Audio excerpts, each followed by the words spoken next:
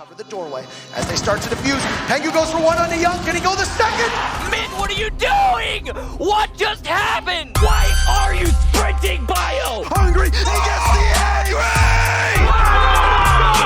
Oh, he's Moringa, are you ready for this? Oh. Yes! Pengu, are you kidding me? Why am I so much better than you? God damn!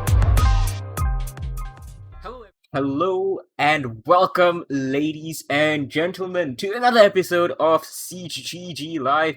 And for some reason, even though it was working just a second ago, there we go! We've got the videos for Jess and David, our two guests. Well, Jess is the guest, David's been here the whole time. How's it going, guys? Both of these guys are in Europe and going to Berlin at the Major. Yeah, it's good. It's hot.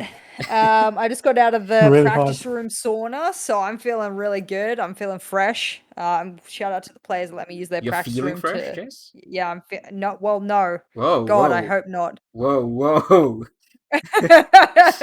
I draw the line there. That's for sure. There's a very fat line in the sand right there. Hey. A little bit of fresh slander. We love starting off that way. Exactly, Mr. Blue-haired analyst. David, you just flew in as well to cover the Berlin Major in person. How's everything? After 2 flights, I can say that I hate traveling. But it's going to be a good experience, and I'm super excited. Indeed, it is going to be extremely exciting, and we have had a very exciting couple of days so far already with the Berlin Major. We kicked things off on Monday. 16 teams came in. There were 16 games on each play day. 48 games in total, best of 1 groups as per usual. And wow, there were some big upsets coming in here. Like, for example, spoiling what we're going to be talking about, but like, damn one Kia, and like, damn NA, you really should have been a lot more impressive than you were. But let's dive right into it, really, and let's talk about some of the storylines, and starting with the heroes of the group stage, the teams that really impressed us or overperformed. And I think the first one, we have to talk about the home team, don't we? Yeah, we should. Which home team? There's only 138 meters away from the Berlin Major venue, G2 Esports. I respect the fact they took a limo, by the way. I'm going to throw that out there. I very much respect that. 113 meters.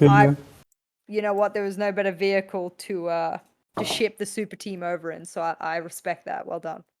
Well, Carlos, if you can say many things about him, but he is absolutely a showman. He is totally not a boring person. But his team were in dire straits at this stage in play day number 5. 1 win and 4 losses. Was it, David? 4% chance they had. Yeah. I'm not sure about the percentage, but it was super low, and they actually managed to qualify after getting 4 or 5 wins at the end of the stage, which was insane. It was insane. Yeah, and now, after that tiny little chance, they are in the quarterfinals after topping their group, and it wasn't like an easy group as well, kind of, that we saw they, I guess, enjoyed in Charlotte. They had FaZe alongside them. They had Sandbox, who were honestly not too bad. They also had Sonics, who were looking like they were recovering, though we're going to talk about them later about how they didn't. It was tense, and I think this was the closest group between the top 1 and top 2, only 1 point separating them. Yeah, I'm counting up now, actually. What do we got? Exit, Rogue, 15-11, 16-10, 13-11. Yeah, outside of maybe the Fury, if you were to count top 3. But yeah, I like the fact as well that you could look at Group B and be pretty confident on like number 1 or number 2. I would have said FaZe regardless, right? I think you'd be crazy not to have put FaZe in, top 1 or 2. Top 2 actually would be ridiculous. I would have said come first in the group, pretty easy, you walk away from it. But what annoys me is that G2 can come in to playing in a LAN environment. They can get in their limo and drive, 33 seconds up the road, and they can come play in a LAN environment and they can do well. But to me, it doesn't really prove anything, because hot take, all the G2 fans out there are going to scream, and they've never even fucking looked at Liquipedia in their life. They're going to look at it and they're going to, well, they came back in the latter parts of stage 2. They were able to, put all these wins. What was it? What have I got here? How many wins in a row? 1, 2, 3, 4. I don't know. Was it 5? No, they lost to Eminem. So the 4 wins in a row to give themselves a chance, etc., etc. Please, if you understand an ELO system, if you have more than 3 brain cells and they connect somehow and electricity zooms through them, please, for the love of God, do a very simple mathematical equation in your head of the ELO system in your head of the ranking of the teams that they beat in those last 4 play days. People like, well, they beat Heroic. Heroic was imploding. You know that gif where he's like, this is fine. There's fire all around him. Heroic were like throwing mental punches at each other already. They were UFC fighting. They were heavyweight and all of the different weights. I don't even know them all inside their own team. And you're like, well, they beat them 7-2. I don't give a shit. They were fighting amongst themselves.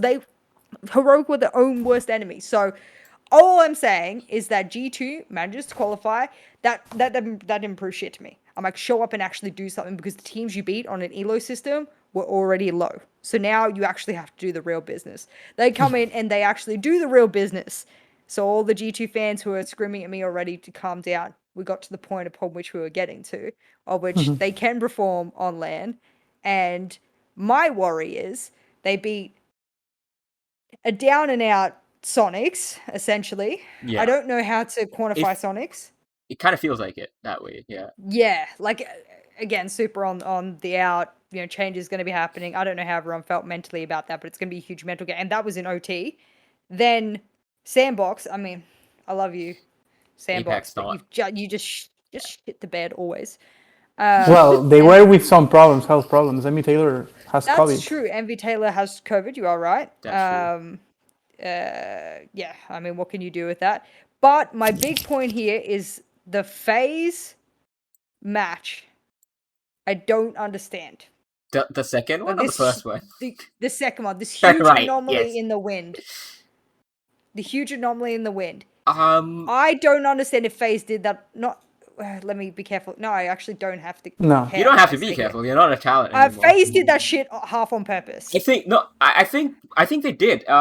We had Hyder who was basically he looks at the rules and like he kind of figures everything out. He's got like the gift, and he looked at it and he went when he was like 4-0 and he was like, FaZe are throwing because they want to face a Brazilian team. And he knew. I don't know how he knew because I'm not smart enough, but he knew that losing that game and getting second seed would have given them a Brazilian team. And they are excellent in Brazil. They just won Copa Elite 6. And they've gotten the easiest Brazilian team of the bunch. Because they have destroyed Strat hiding. I went simple. They're probably both, right? I mean, brain, one stone, two birds. Yeah. I was like, what's the point of showing any more strats? You did your job. You got your points. You're in. But that's even smarter, because if that's what's going on behind, and again, this is going to show how long I've been out of the scene. I mean, I said it's been like 6 months. Who have we got? Well, that's Former. Here we go. Ramalo? Okay. Yeah. Just checking who the coach is, who's making these decisions. Make sure it's still who I think it is. Yes, Astro's the IGL now, by the way. Not Cameraman. That was a change that they made as well. Yep. It's worked well for them. It has worked well. Yeah, Cameraman was like, they are not following my calls. I feel like a bit disrespect. Well, not like that, but he was like, I feel like they are not following my orders like full confidence, so let's make a change. And that started an effect because they won Copa League 6, and last time they won Copa League 6, they won the Sweden Major. Here we are now. Yeah. No, I think that change is valid. So that's sort of throwing it back to home team, whatever you're talking. That's a throw there. So I have no evidence. Neither do we, by the way. We have we are speculating. Do not come at us with slander, libel, whatever shit. I mean, come at me. I don't give a shit. I don't simply phase through. That's fine. But they did it skillfully. I'm pretty sure they could have won one round, but I mean, you do you, boo. And the G2 that we saw can beat Sandbox, can beat Sonics, can beat 2 we kind of have to lower the elo of Sonics considering how they performed. Yeah. And that actually hurts my heart because I really like Sonics as a team. So it goes against my grain to say that. They've beaten 2 lower tier teams in the major. And they can't beat FaZe outside of a throwing phase. So how does that extend beyond their group? Because the real only wins they got in their stage, all of this is me pointing, they aren't proven against a top 8 team yet. Yeah, pretty much. Like, so not for me, I'm gonna be sitting there in the crowd, and I'm gonna be going, okay, now do it, because it's all well and good. I did the same thing when we were with Penta. We could meet it with some of the best and everything like that, but we couldn't do it internationally. We weren't good enough to do it internationally. We were close. Heck yeah, we were close, 1 or 2 rounds away, but that's not a win. That's a loss. So that's the kind of thing that I am putting a huge asterisk next to them, because everyone's like, look at them, first in their group, everything like that. And I'm like, man, some of those matches were close.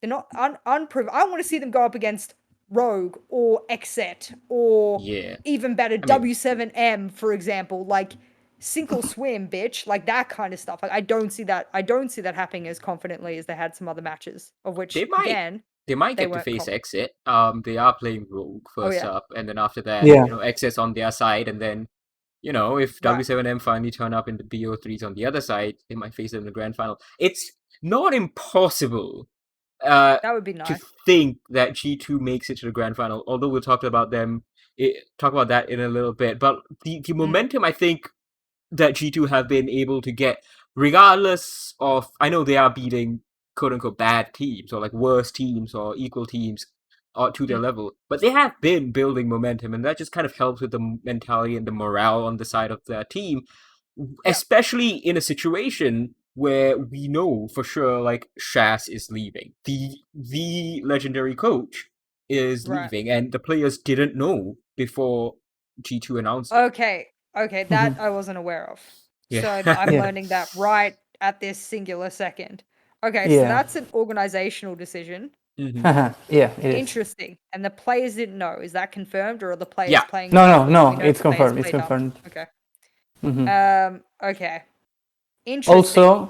Also, they also made an IGL change. In theory, Citizen is the IGL now instead of Prano. So yeah.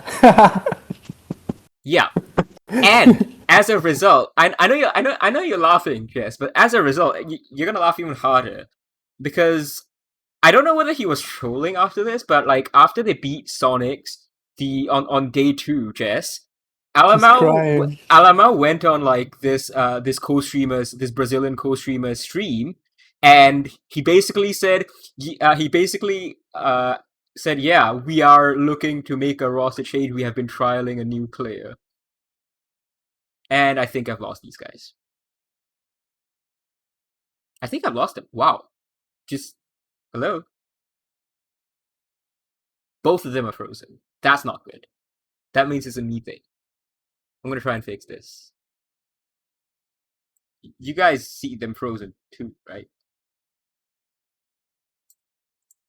Okay, hang on. What has happened?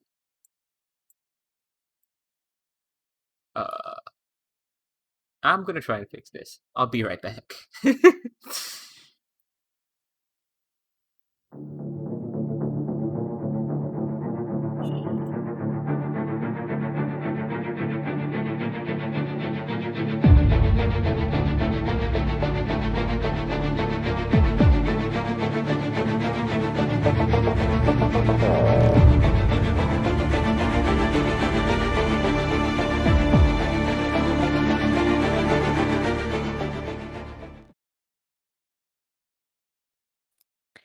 Right, so they're back.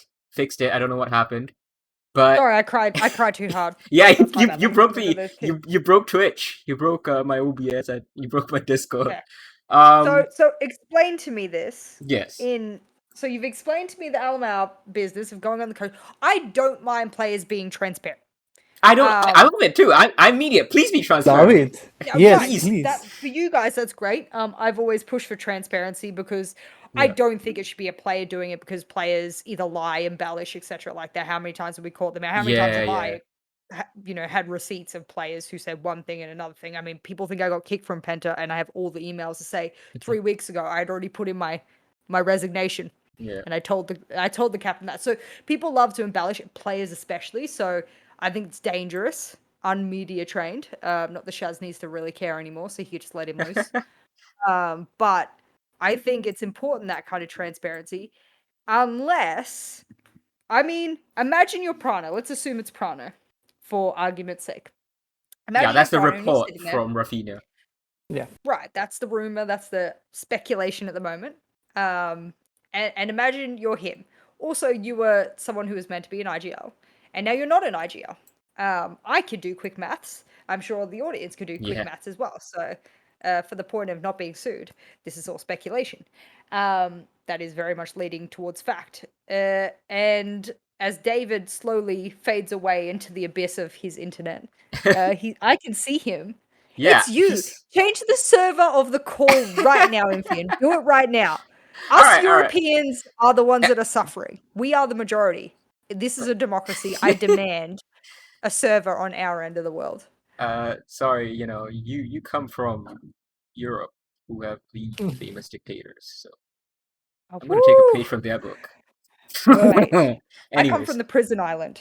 That's right. So, That's right. long story short, there's a new IGL, which makes me laugh. Not because I don't think he can't IGL. G2 fans already death threading my DMs right now, I bet. But it's not the Brazilian team. No, that's true. I will save myself there. But because I think the idea behind it has always been ridiculous, because if you watch any of the footage that we have of G2, in fact, I was live there in Mexico, for example, during some hot moments from Citizen. I've stood there and listened. I've watched and listened to different comms videos, both published and unpublished. Some of the communication specialty that Citizen specializes in is not conducive to a world-class IGL yet. I don't know who will train him into that. I don't know how that would go. None of my business. I'm not the coach, etc. like that. So, based off what he has already presented at previous events, he's a little out of shape to be a IGL. Now, that could have changed in that short period of time. So, we're talking of a year here. Yeah, so we're talking of full year. So it could have, in the past few months, changed. I don't think he would have been prepared to be taking over IGL in those months. So to be prepared for it is a little ridiculous. But anyway, that's what we're putting on the table here. I don't agree with it. I think if you want, go get an IGL. I know they did, and now they've moved him off IGL. I mean, maybe he wasn't IGLing to their standard. I for whatever reason they got an IGL, but they moved him off. But as you said, as the reports go, that, and just by logic alone, that puts Prana's position under threat. And Rafinha is obviously close to any team that has Brazilian ties for obvious reasons. And there is a big, a chatterbox, I guess, given that Alamau kind of opened his mouth live on stream. So I don't know. Look, it seems like he acknowledged the report as well. Now we don't have sourcing on our side to confirm the report or to confirm that Alamau is not trolling, given his nature. But I think it's just looking likely there's a lot of smoke, and there should be a fire, aka Prano's getting fired. So it feels like this is happening. I don't know. I don't think Prano's the worst player, but if G2 changed their IGL and that's when they picked up the win streak, that's when they've been picking up the momentum, I can see why they think Citizen's a better idea. Sure. I mean, again, methodologically, each team, the philosophy is going to be different. The IGLing is going to be different. And maybe he has learned. Yeah, and maybe he has been able to change his communicative methods. I don't know, but I will say, if Prano is the one getting replaced, and whoever they're replacing him with, we need to stop doing this thing, because it worked magically for 4 games against lower elo teams or whatever, where we smush all of these gunners together and we don't really know who the leader is. So we get this other leader from another team who initially didn't want to be a leader, but then was moved into a leader on that other team, and then claimed they were a great leader because that team won things. But we know that the stats said otherwise, and all of a sudden they're asked to be a leader on another team, even though they didn't initially want to be a leader. They just wanted to be a Zofia main. So if we can stop doing that, that would be nice, and we get actual leaders into the team and trial some leaders. That'd be super cool, because I would love for G2 to succeed, because they give a lot to the Siege community with content, with everything they do. So of course I want them to succeed, and you want a big organization in your game before it drowns in the middle of the river. So yeah. I mean, what team has a limo? So yeah, they definitely give a lot to the Siege community. But yeah, I agree with all of that. And just final point on G2's group stage performance and group stage IGLing. You know, you're asking like, who could Citizen learn from? I guess IGLing. Guess what the report is? Who G2 are targeting as their next coach? Learn Jess, this should be easy. IGLing. But from your knowledge, even 6 months out, which person in the whole world do you think? Okay, again, I disagree with getting coaches that are ex-players, so it kind of feels like you're pushing in that direction, yeah? Am I? Maybe? Yeah. Give it a guess? Are we going with an ex-player that wore blue? I don't think you ever. Nah. No, okay, so is this someone who's a free agent? Technically. Technically, he's a free agent. Oh. You guys know in chat, surely no, you know. JessGOAT it. No! You've been. What? He replaced you God. on the desk. Oh my god. That's right. That is the report. That Rafinha from Blix, by the way, he's a journalist for Blix, if you guys don't know. The report is that there's no way they're gonna listen. That they are targeting no, not Fresh! Fabian! That's what I'm saying. There's no way they're going to listen to him. Yeah. There's no way, because that's the report that they're targeting. I don't know where, like, the report says they're targeting. I don't know whether they've got him. I don't know whether Rafinha knows that they've got him. Well, he said no to the major, didn't he?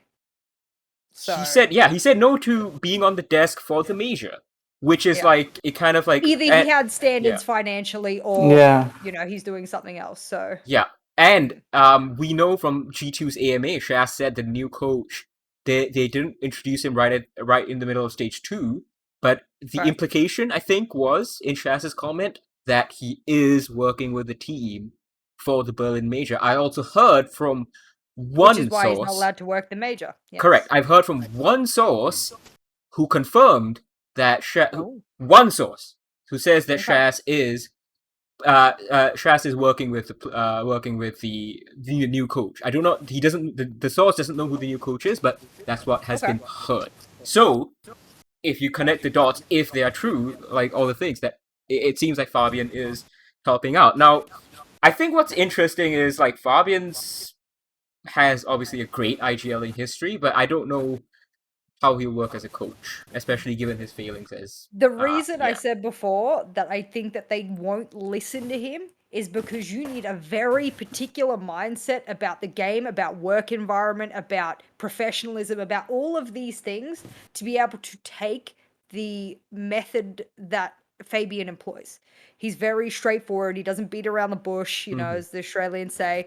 For someone like me, that's a perfect boss. I don't have time for you to cater to everyone's emotions and everything like that, unless it's relevant to mental health and everything. As a coach, you need to be cognizant of burnout, mental health, etc. as well. But his coaching style will be very direct. It will be very much to the point. It won't be inefficient by any means, and I hope as a result it will be effective. However, the effectiveness isn't reliant upon his methodology per se. It's on how it will be received. Exactly. So the receptiveness of it has to come out in absolute droves. Like, the players have to sit there, leave their emotions at the door. It's the same thing. It's my huge philosophy about, you know, being on the desk or being a caster. Take your emotions, put it out the door. If someone's got feedback for you, shut the fuck up and listen.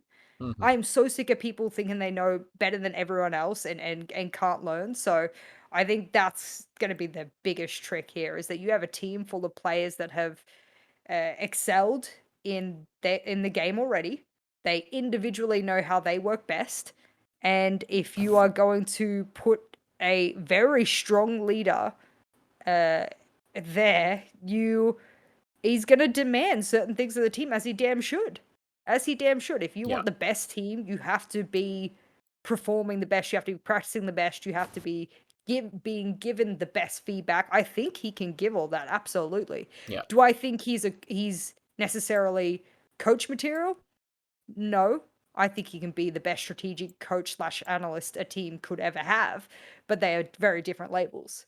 A coach is someone who has leadership skills. Think about Lycan, his military experience. Think about so many different other people working in. Who worked in the mental health space that was there before Meepy? Bernadette Ramaker. No. Bernie's a great team psychologist. There was someone that was a coach of Rogue before Meepy was. Come on. Rousty. Yes, works Rousty. in mental health trained. Yeah. Mental health trained. Understood how to be a leader of a group of people. A coach is the definition of a coach is very different to a strategic coach or an analyst or anything like that. So I don't know if they have a separate analyst. I don't know if he'll be doing, the whole shebang, but I'd be interested to know. Yeah, based on like the little that I've seen of like the comms when Fabian was on the team, I think he has the ability to do it, but it just depends on like whether the players would listen. But as I said in the pre-major show, I think like if there's anyone who might listen, who they might listen to, that is not Shas, it's Fabian. I think the reputation might work in his favor. People might forget like the vitality failure. So if that is the case, Citizen has a really good IGL, I guess, to learn from if he's going to be focusing on IGL, assuming G2 don't get an IGL, or assuming they also get rid of Pano. Yeah. So yeah, there's those kind of situations. It works. Yeah, I'm super cool. Someone suggested Canadian G2, and like I know G2 have like the ability to buy him out even against a team like DZ, and I kind of want to see. I really want to see. You know who would be a good IGL? Yeah, Lagonis. Lagonis would be the perfect IGL. The man's really true. Anyways, that is true. Oh, wow. That's enough about the home team. Let's talk about the other heroes that we have seen, the other really strong performers in the group stage, and I think we also have to talk about Exet when we're talking about them. Please. They came in from the NAL, who everyone was like, oh, they're the best region, they are excellent, they are the gold standard, they won SI, they won Charlotte, and they're like, even if the Brazilian teams were in Charlotte, they would have won. Now, after this group stage, only Exet remains in the playoffs. Right, and they are majority Brazilian anyway. 6 out of 9 of their team members are Brazilian. Wait, no, not 6 out. Yeah, 6 out of 9. Correct. 5. 3 players, and 3 support staff. Yeah. Mm-hmm. So like, they are. Why are they so special? What's so special about them? I think they have learned a lot from Bodega and Vivas, and the analyst whose name I cannot remember now.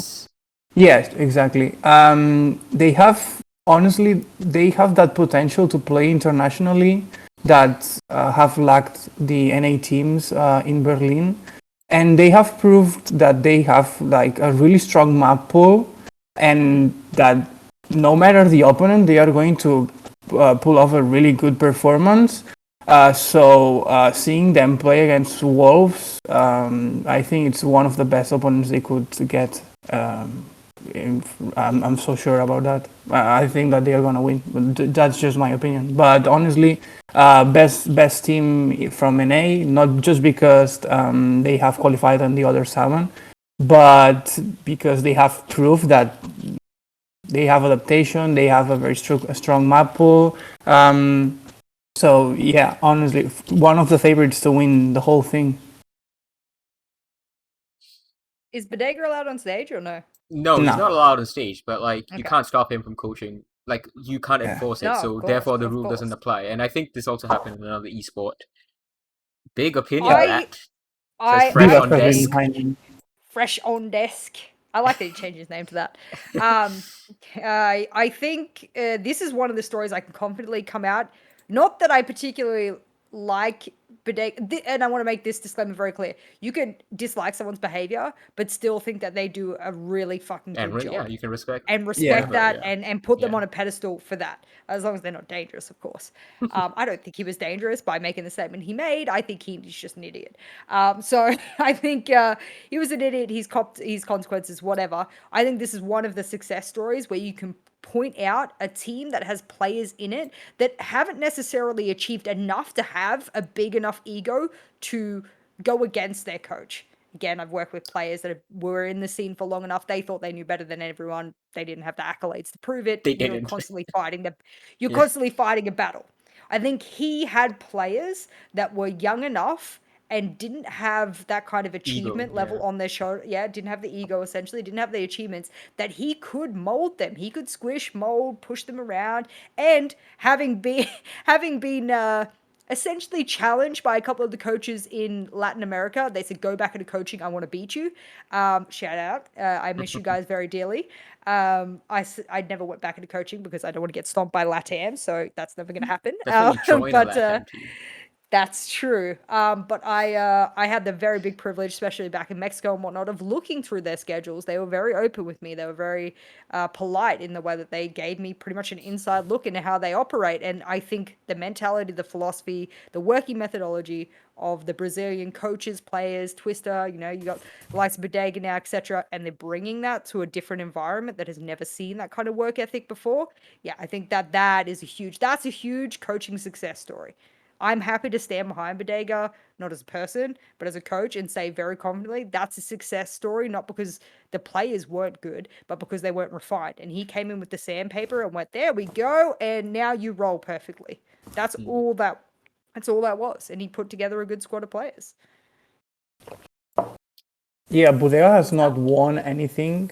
Like top 3 at SI. Look at wait. Hasn't won anything, but with MIBR he finished at last SI he was not part of the team. I think they kicked him out just before the SI, but still he molded that team as you said. And yeah, his history in the game is long. He has been in Brazil for years, and he's proving his value in NA. Yeah, he's special. You can disagree with some things. I also disagree, but he has shown that he's a really good coach, and I fully agree with that. And we'll see him again next year, I guess. But at the moment, we will see Vivas. Yeah. No, that's a nice success story. I like that. I mean, even if they don't win things, I hate this mentality that you have to win things to have achieved things.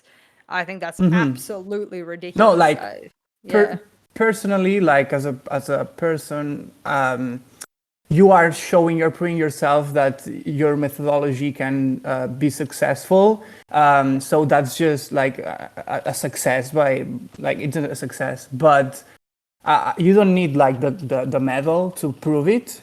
But the people want to see that method to like lifting trophies. It's the mentality that is outside. I mean, that's the end goal. Exactly. Everyone's looking for that end goal, and I agree with that. But if I can turn around and say those 5 players wouldn't even be sitting on a fucking stage without this dude, that's probably true. That's exactly. These dudes wouldn't even have player shots in media day. They wouldn't be even in a media day. They'd be sitting at home watching SiegeGG TV right now as an Australian girl slags them off. I mean, that's the kind of shit they'd be doing. So I think that's a huge success story, and shout out to him. It is. I hope he cleans up his act and learns, and then he could be one of the greats like Shaz was, etc. So yeah. Indeed, and I think we also at the same time have to give credit to Vivas, who Bodega was very, he said, like, even though the energy levels are different, Vivas is more like a quietly analytical person, and Bodega's like loud and like energetic. They think the same way, which has helped the team, I guess, make that switch over to getting used to Vivas standing behind them. Sure, the energy is a little bit lower.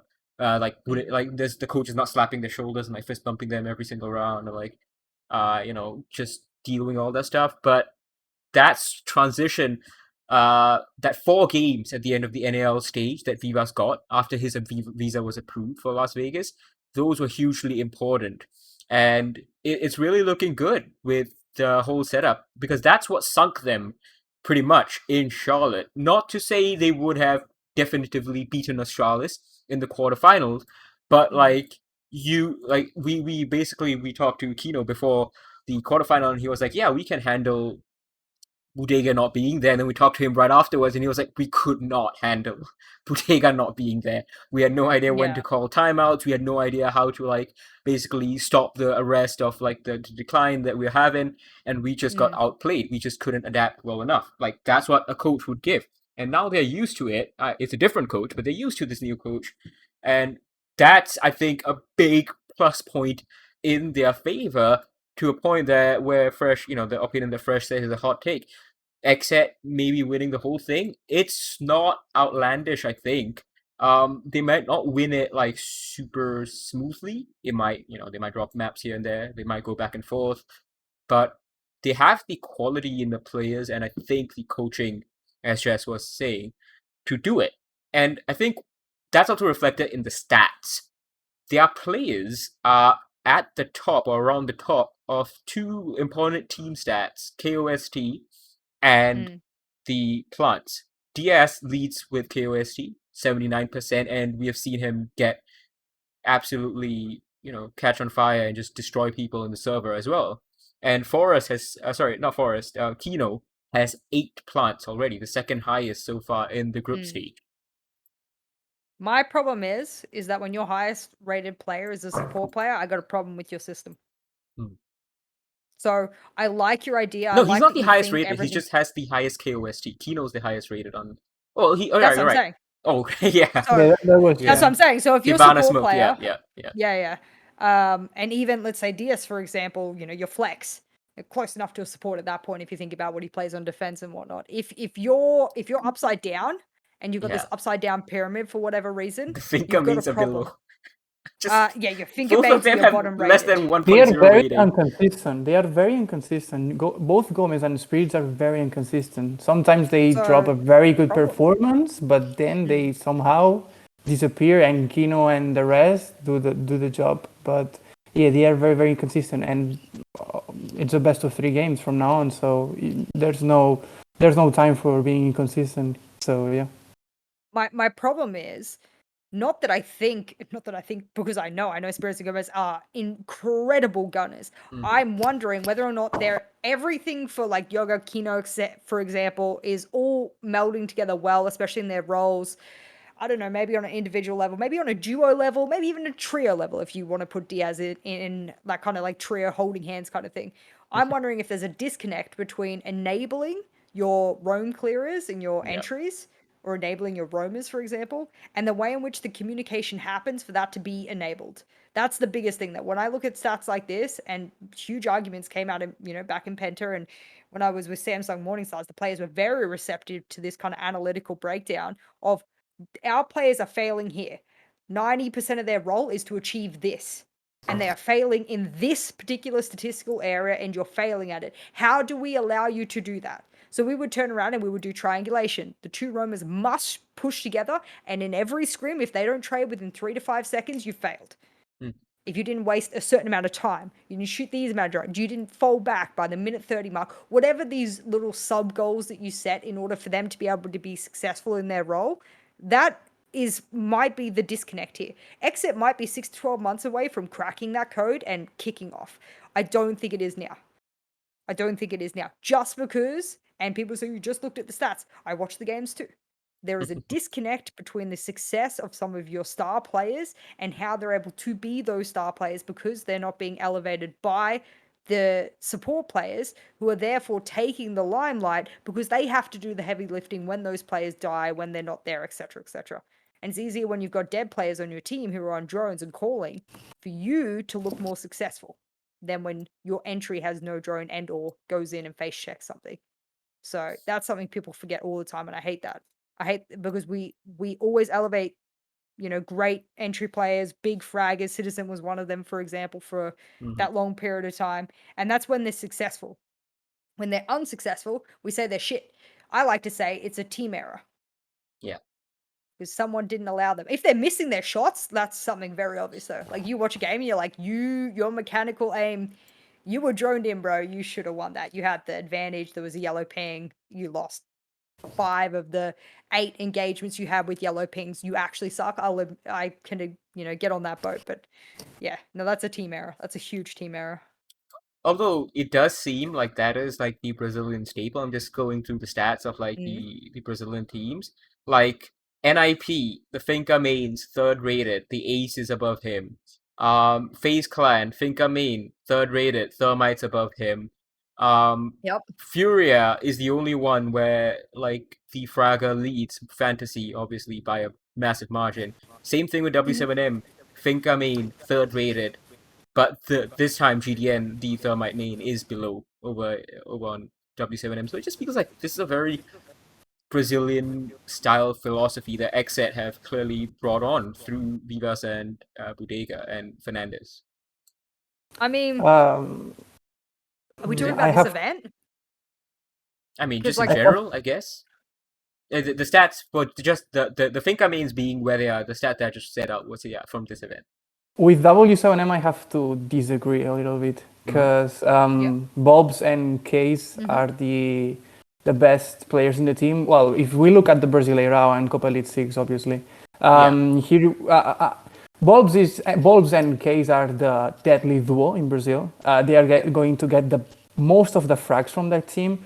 I have to say, in my opinion, Case had a very bad, well, not a very bad, but a slow start to the group stage. And that's maybe why he's right there in the middle of the standings. He could be way above if he had started better. I mean, he's dead. He's dead even on entries. He had a plus 15 KD. He's got a 1.14 rating. I mean, and he had a slow start. I don't know. I'm kind of not complaining. I'm not complaining. If my teammate's got a 1.14 rating and he had a slow start, but he's still positive on his KD and he's keeping even with these entries, you want to see a positive there at some point, but let's assume that that's saturated by the slow start that you said. Maybe a little bit of nerves, whatever. That doesn't, because you're right, Volps is at the top. You got your support players at the bottom. You got your flex support second from the bottom. This is and still positive. I could screenshot this, and I could give that to a team, and I'd say, look at these roles.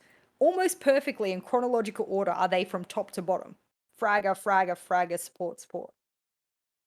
You know what I mean? So from whatever roles that they're initiating on whatever maps they're playing, of course, maps are very important to give context and everything, but that's W7M seems to be implementing the perfect upside pyramid rather than the upside down pyramid, which all of the sign language people are going to be sitting here going, don't do that, Jess. I know. My apologies. I know what that means in sign language, so... But that's how I explain it to people, and that's how I try and visualize it for players. Because if you can give a visualization as to how something should look, and then work out why it doesn't look that way, you can start to have a really critical conversation with teams. And people want to know why W7M are so good. Well, probably because their methodology focuses on that being as clear cut as possible. Everyone understanding what their role is, who does what, who's meant to be where, who's planting, for example. Oh, look at that. Our flex support and our support are the top planters. Excellent. There was Rogue in stage 1. I don't know. I couldn't even tell you when. Stage 1 of whatever season it was. And their plants were everywhere. 4, 3, 4, 5. And I'm just thinking to myself, what the fuck? That is a nightmare. That's the worst team to ever have to look at ever. Something happened. Something similar happened to Furia at this stage. Really? Because, I think it was Furia, because Rayra and Handy were... Actually. Yeah, they are in the major.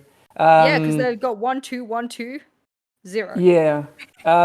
It's because basically Rare was the hard super heading to the Season Invitational, and they changed roles with Handy, and now they are changing roles again. But sometimes, depending on the map, depending on the bomb site, I think that they still...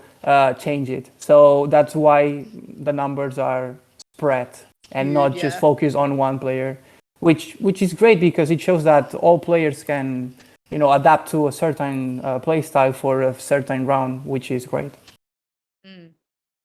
I like XZ. I think like I said, 6 to 12 months, work out the kinks of why your supports are outperforming your fraggers in key statistical areas, and start to enable them more, get more intel, be able to act on that intel, stop expecting Gomez, for example, or to run in solo and be able to frag everyone, and then there's 1, no trade, or 2, the triangulation is off and people need to re-drone again and you've just wasted 45 seconds. So that'd be sick. And they fix up those little things. They got a great coach behind them who I have no doubt is angry that happens, honestly.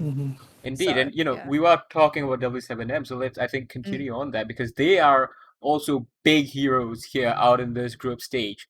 This is the second stage together as a team, They were Unreal. definitely kneecapped supremely hard in Charlotte, and do you think they should have played, by the way?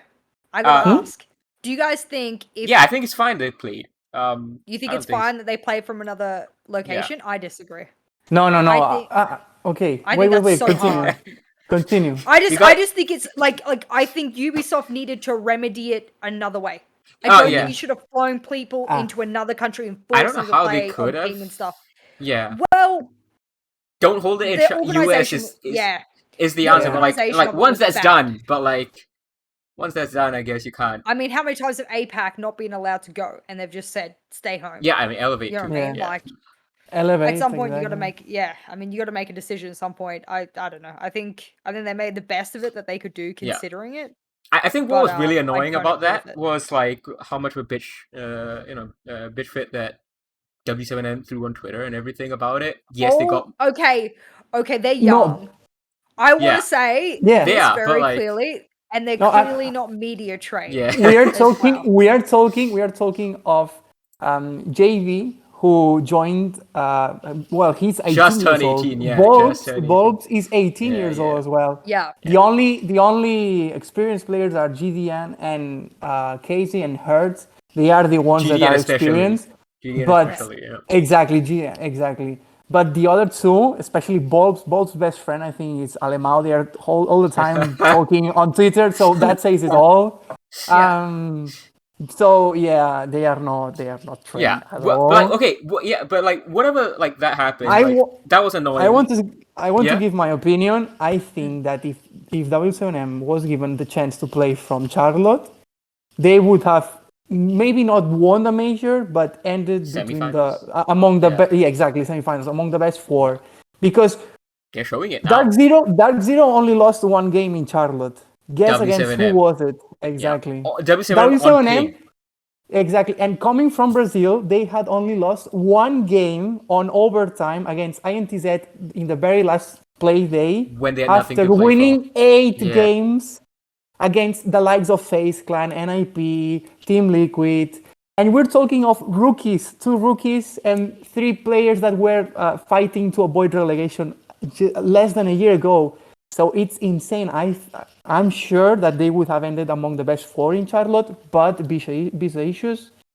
And it really that was the problem. Yeah. That was the problem. And instead of, seeing them playing, we saw North American players talking about, Pambazu is better than Fantasy, blah, blah, blah, blah, blah.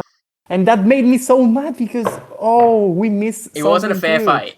Yeah, it just wasn't. Exactly. It was not a fair fight. Yeah, no, you can't say that. I couldn't never reference that event. You're seeing a fair fight right now.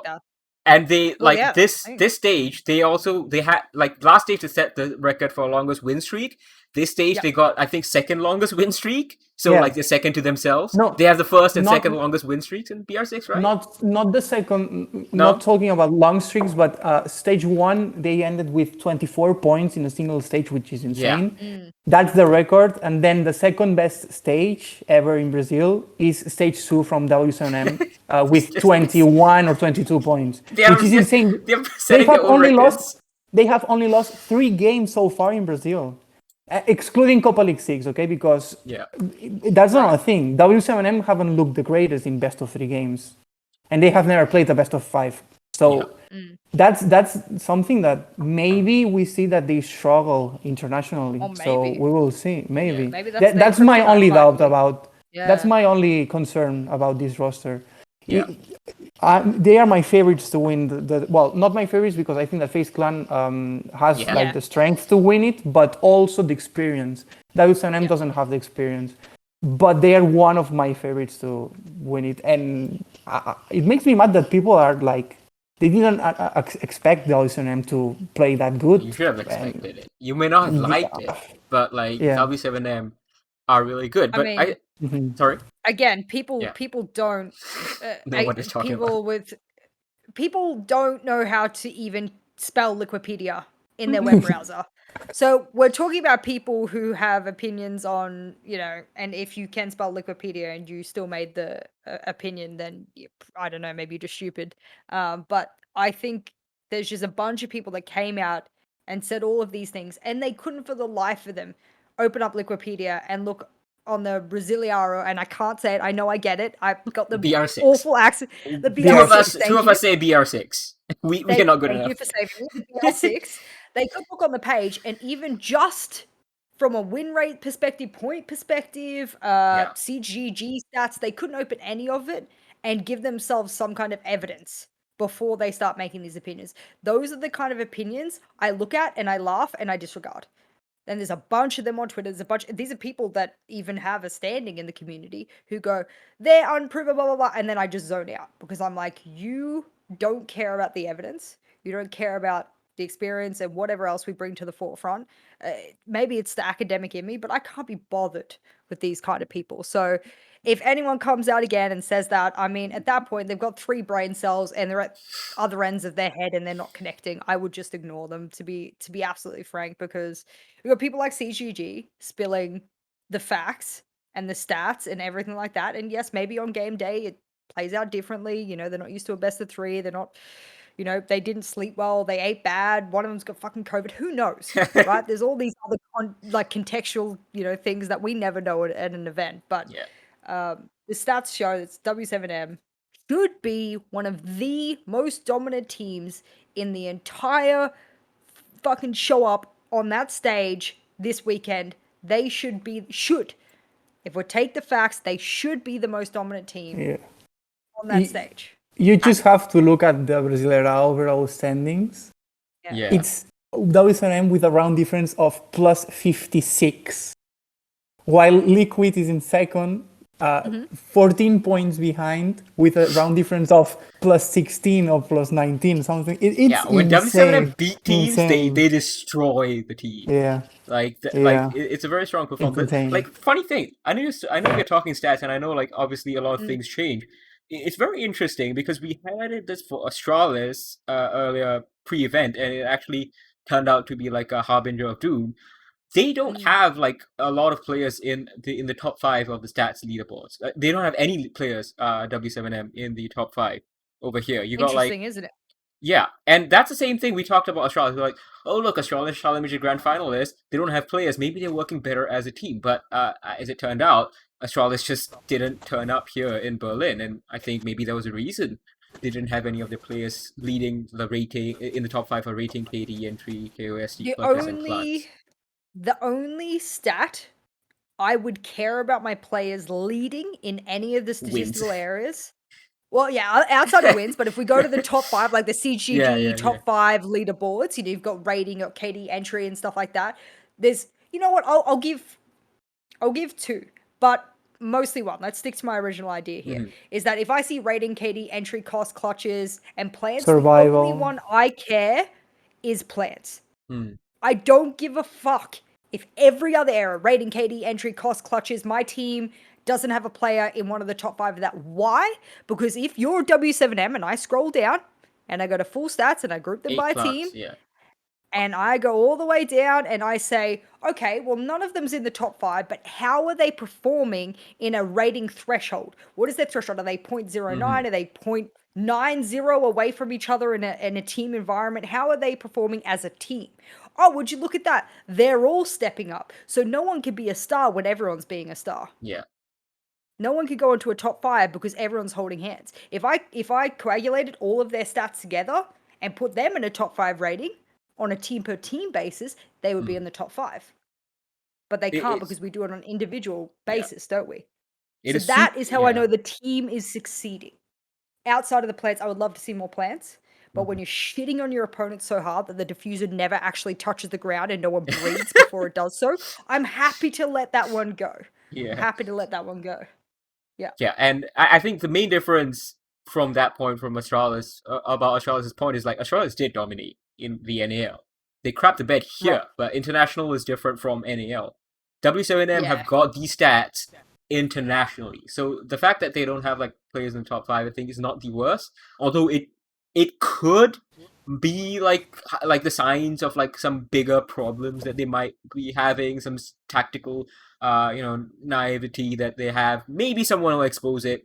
It doesn't look like it, just given the results, as David has pointed out, and just saying being focused on what Jess has said about how good they. Yeah, exactly. It's just the entries to me that springs a little bit of concern. However, and this is something that in my new job I focus on a heck of a lot. Conversion rates of man down or person down, player down, of player down to conversion of round win from mid to late round strategy and or performance. Can you recover it? If you can, then it's fine. If you are the best team in the world, if your mid to late round is the best. I don't give a shit about your early run. Anyone can run in with a drone, yellow ping, and shoot you down, and you're fucked. Can they either they trade really quickly based off these worrisome entry stats, and either they trade or their mid to late round is so good, which is the hardest area of a round to perfect as a team. Either it's so good that their entries don't even fucking matter, or let's say they work on their entries as well, they will kill every team in the world. I'm confident. If their entries go up, they kill every team because their mid to late round is so good. If you want to know how to be the best team, go watch the mid to late round of W7M and work out what it is that they're doing mid to late round, because their entries are pretty mediocre. Pretty one-for-one trade if you look over the entirety of this event. And for a team that dominant, that's worrisome. However, they still win. Why? Because their mid to late round collects up the fact that they are a man down. There was one game where it was really extremely impressively on display. I think it might have been against Gaming Gladiators, and I think Gladiators were just looking really good on like the early round. I might be wrong. Like, it's been a very tiring few days. I was gonna say, yeah. But like, I remember watching them, and I was like, yeah, great, these guys got the entry again, but W7M are just gonna choke you out of the game of the round, and they're gonna crap all over you in just a few minutes. So like, that's the kind of vibe I got, and that's very impressive from W7M. Speaking of the hardest thing to do in this game, man. It's the hardest thing to do. Speaking of entries, a team that is absolutely destroying everyone, or rather a player that's destroying everyone on entries, and by design, top 5 player. Yeah, Fantasy has a plus 12 entry KD split right now, like plus 12. He is absolutely walking in and daring people to challenge him and winning. That's someone who understands his role, though. That's the thing we were talking about. He dies right after, but he gets the entry. He understands his role. Yeah. He has the second best CCG rating of the competition, the second best KOST, but the second worst survival. SRV. Yeah. Deep in the red. Which again, the correlation makes sense. I'm happy. I'm happy if your entries look like that and your SRV is shit. Well, yeah, because you're meant to die. That's what your role is in that point. Yeah. And if you're still alive. This is not something new, because in Brazil he ended as a third worst survival. So this is his play style. It's his job. That's it. It's his job. Yeah. Yeah. And he's not afraid to die, which I think a lot of entry players are afraid to die, which I've never understood that mentality. Yeah. Because you go in. Then why are you an entry player? And you clear, and either the roamers run away and they go back to site, but you're still the person that is least important for the plan. Yeah. So you need to either die or kill everyone. I don't care which way you do it. Hopefully you get kills before you die. That's your job. And hopefully we enable you to do that. But technically, when the plan goes down, out of anyone that should be dead, it's you. Fantasy needs to be the one to be the dead guy. That's his job. So if he's in 18, 19, 24 different entry engagements over his games, which is the most of any player. Yeah. No, 1911. Mowgli's been in more. Okay. So the second most Yeah, he's taking a lot of Maybe those entry Solotov, engagements. yeah, maybe Solotov as well joins them in the top 3 of making the most entry engagements. Mhm. You need to be someone who is not afraid to die. And Yep. that's something that he does really well, and I think he trusts his teammates to give him the information, and or he trusts himself enough to do what his job is at any one given time. The problem with that is it goes against what I said before. Remember we had the upside down pyramid before. I won't do it again just in case there's, people hard of hearing watching and they laugh at me. That's the problem now, is because if you look at the spread of I was going to call them agents. There we go. If you look at the spread of operators that the team is running, and map dependent, I get it, they change and they swap around, they're very flexible. It's a little worrisome that in spot 2 and 3, you have some flex supports who are attempting to do a bit of a carry. Yeah. It's looking like a bit of an X-set show again, outside of the fact that Fancy, is doing his role amazingly. So he doesn't really need more help. He's already got help. However, there's a couple other players that are struggling in their given area for some reason, and also have more entry engagement than I would have expected them to have as players, in second or third entry roles. So that's again, that's another problem. That's something very simple to look at the stats and go, oh, we have this problem. How are you dying? Let's go look at how you're dying. Oh, you're going over here with no one there to push with you, drone with you, no intel. Okay, go stick with Fancy and run right behind him if you have to, if that helps you, do your job. So that's my only problem, is that Furia always had a star player problem. Always. Yeah. It was like fantasy with like always. Yeah. There was always a star player, and it's a problem. It's never a good thing to have one player that pops off, but you can't win anything. Mhm. That's a problem. They were also struggling to make playoffs. They have been struggling. They've been inconsistent at making playoffs. This is only the second ever playoff outside of SI that they've made. The last one was exactly a year ago. Correct me if I'm wrong. Yes, at Mexico. In that three-team group that they had. 3-team group. Yeah, it was like they literally had to not be last in that group. That's right. Yeah. So this is the second time, but this time like they're actually looking improved. They made some role changes. David, you spoke the Miracle. They made some role changes, and now they've like flipped those role changes back, and they've also added Julio as a coach this time around. Like that seems to have been really what they needed, because they not only had they qualified for playoffs, they were top of their group, and arguably this was a really, really hard group. Like this is really the group of death. You see, like the top 3, they're actually quite close within each other. Eminem are almost within a win of Furia. We have to speak. Well, I'm not sure if we have to eventually, but Elevate's final day of the group stage was something weird. Okay. Elevate were not. You mean I'm just saying that. Oh, sorry. Yeah. Okay, fine. We talked about that. Yes, good.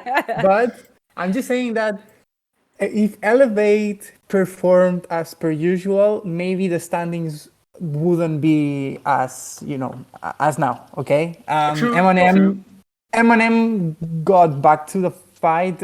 They were not in the fight, but wins against Astralis and Elevate got them with 9 points.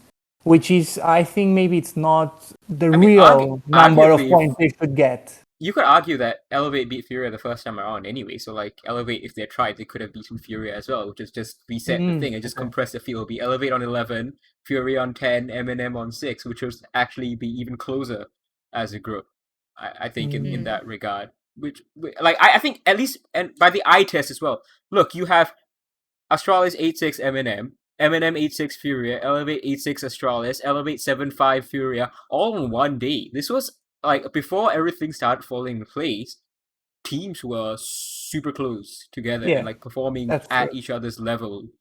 If you look at Furia topped this. Furia topped this group. Can't take that away from them. It's been really impressive. David, obviously you're more familiar with this, but, like, the role changes that they made, like, you think, like, this is absolutely right, even in light of what Jess said about, like, the issues with I think they are absolutely right. In fact, I was talking to Miracle, and when he pointed that out, I said I completely agree, because I think that Handy is not the best hard support. Miracle told me that Handy struggled with communication, and so that's the problem. Rare is just the opposite side of the coin. He's really good with talking to the other players. The communication is smooth as it has to be, and the team feels it. And I think that we also have to talk about Julio's experience. I know that Jess was talking about former players becoming coaches and all that stuff, but Julio's experience as a player, I think, has been tremendous. Has changed the team because they had a lack of international results, and if someone can change that, it's maybe a player that has won a Six Invitational and that has a huge experience behind his name. I think that Julio is doing an amazing job, and it's just his first stage as a coach, which is like impressive. We will see how that affects Furia in a stage with fans and all that stuff. But Miracle, when I was talking to him before the major, he said that something felt different in the squad, and that they are like, when they thought about the major, they were like, okay, we are gonna win this. Like, there's something different in the air.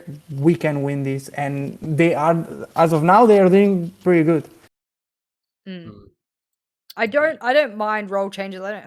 Again, all of that, you need a good communicator as one of yours. Yeah, like if you had someone who's half silent or very poor at communicating as one of your support players, I 100% agree. I don't care how good they use the Maverick torch or anything like that. You just get them off the roll. There's no point having them. Just to mention what were you saying before about the plans and the number of plans and everything. Rare had an insane number of plans heading to the Six Invitational 2022, and they changed when they signed Handy in the start of the stage 1. They changed the roles. I don't know why. Twister decided to. The players felt more comfortable in that time. I don't know. But after a stage and a half, they decided to change, and it's starting to go well again. So I think that they have proven themselves already, and the bad thing is that they are playing Faceland, and that's a really, really bad match. But well, we'll see. I mean, FaZe has their own problems. Yeah. I mean, if your Zofia player is dropping those stats, you got a problem. Indeed. So. Although FaZe, by winning the group, they are obviously impressive. They did well, etc., etc. Not winning the group, being second in the group. Whatever. Yeah. Like they have a good draw. They're not really heroes. They haven't really overperformed. They did what they should have been doing. They should have done in stage 1. As expected. Yeah, as expected. So, which is why we're not going to go too deep into FaZe. We will talk about their quarterfinal though. But I think now we have talked about like all the big overperformance of strong players. So let's talk about the people who absolutely shit the bed. You start with my favorite player. Do you know who my favorite player is? I don't know if I speak about it often. No. Iconic. Now I got PTSD, bro. Yeah. Okay. Wow. Okay. You need. You stalking me on Twitter? Wait, how do you know? Okay. Yeah. Did I? You actually guessed. Yeah. Really? That's why I don't have many favorite players in the world ever. But he was one that I was just like, I'll watch you play because you're what a star should be. You look like a star, you behave like a star, He's your charismatic. social media is like a star. Everything is like a star. And that's what players should aspire to be in and out of the game is a star. That's what we were talking about this with Shikar the other day. I don't know if I hate him or if I love him, because those pictures, he looks like a professional footballer heading to the pitch before the game. And I don't know if that's something that I like or something that I hate from an esports player. But you've heard of him. Yeah, exactly. Yeah. I know. And all those Batman vibes, and it's too American for me. I don't know what to say. Look, it is very like Hollywood. I will give you that. It's super Hollywood and everything like that. But there has not been a single player. Oh, I gotta be careful. There might have been one other player in the world that has drawn me into the storytelling aspect of their career, like Iconic has. Of which, speaking of that story, this was a very short chapter that I wish I could rip out of the book and put on fire, because I don't know what the fuck they did, or what changed, or anything, but that was bad. That was a bad performance. I mean, Morris, anyone silent, going into iconic, it, silent, Shadow, terrible. you could have gone in and like look at their group. Please scroll. There we Elevate was in their group, who were my only team that I pre-major. I was thinking would give them go. Eminem. a strong The challenge. UK people are gonna hate me for this, but Eminem Eminem is have terrible attacks. still. Eminem are not a good team. They keep qualifying for international events and stuff like that, but they missed out, they but they should have, in Charlotte. But I think they're not a good team yet. Eminem always manages to rise up to the occasion, so I don't know when that will be or what will instigate that, but they're just not there yet, and they need to work out their morning problems. I don't know, the players need to sleep better, who knows? But the fact that there was, and I know you love Fury, and I know you think that they're playing quite well. I would have actually said it was both Elevate and Astralis that couldn't have made it out of I their think group David and in a I competent predicted the vote. same. Yeah, no, we Oh, you did? predicted Okay. Astralis number 1, Okay. Elevate Yeah. number 2. Oh, there you go. So No, to actually, say I that said. it turned out this way, Oh, you said Fury? I said Fury. Yeah. Okay, well, you did. I think Yeah. so. I Well, think then, so. I think so. Yeah. I mean, I don't know. I think that was just so. And it's like, and you think about day one, like I'm happy for you to have a slow start. Like obviously no one wants to have a slow start because it means they have to catch up. But 7-3, 7-4, okay, that's a slow start. Those numbers are not good. Then you come in the next day and you get that overtime, which imagine had it gone differently, you know, numbers wise. Maybe the momentum could have changed. Who knows?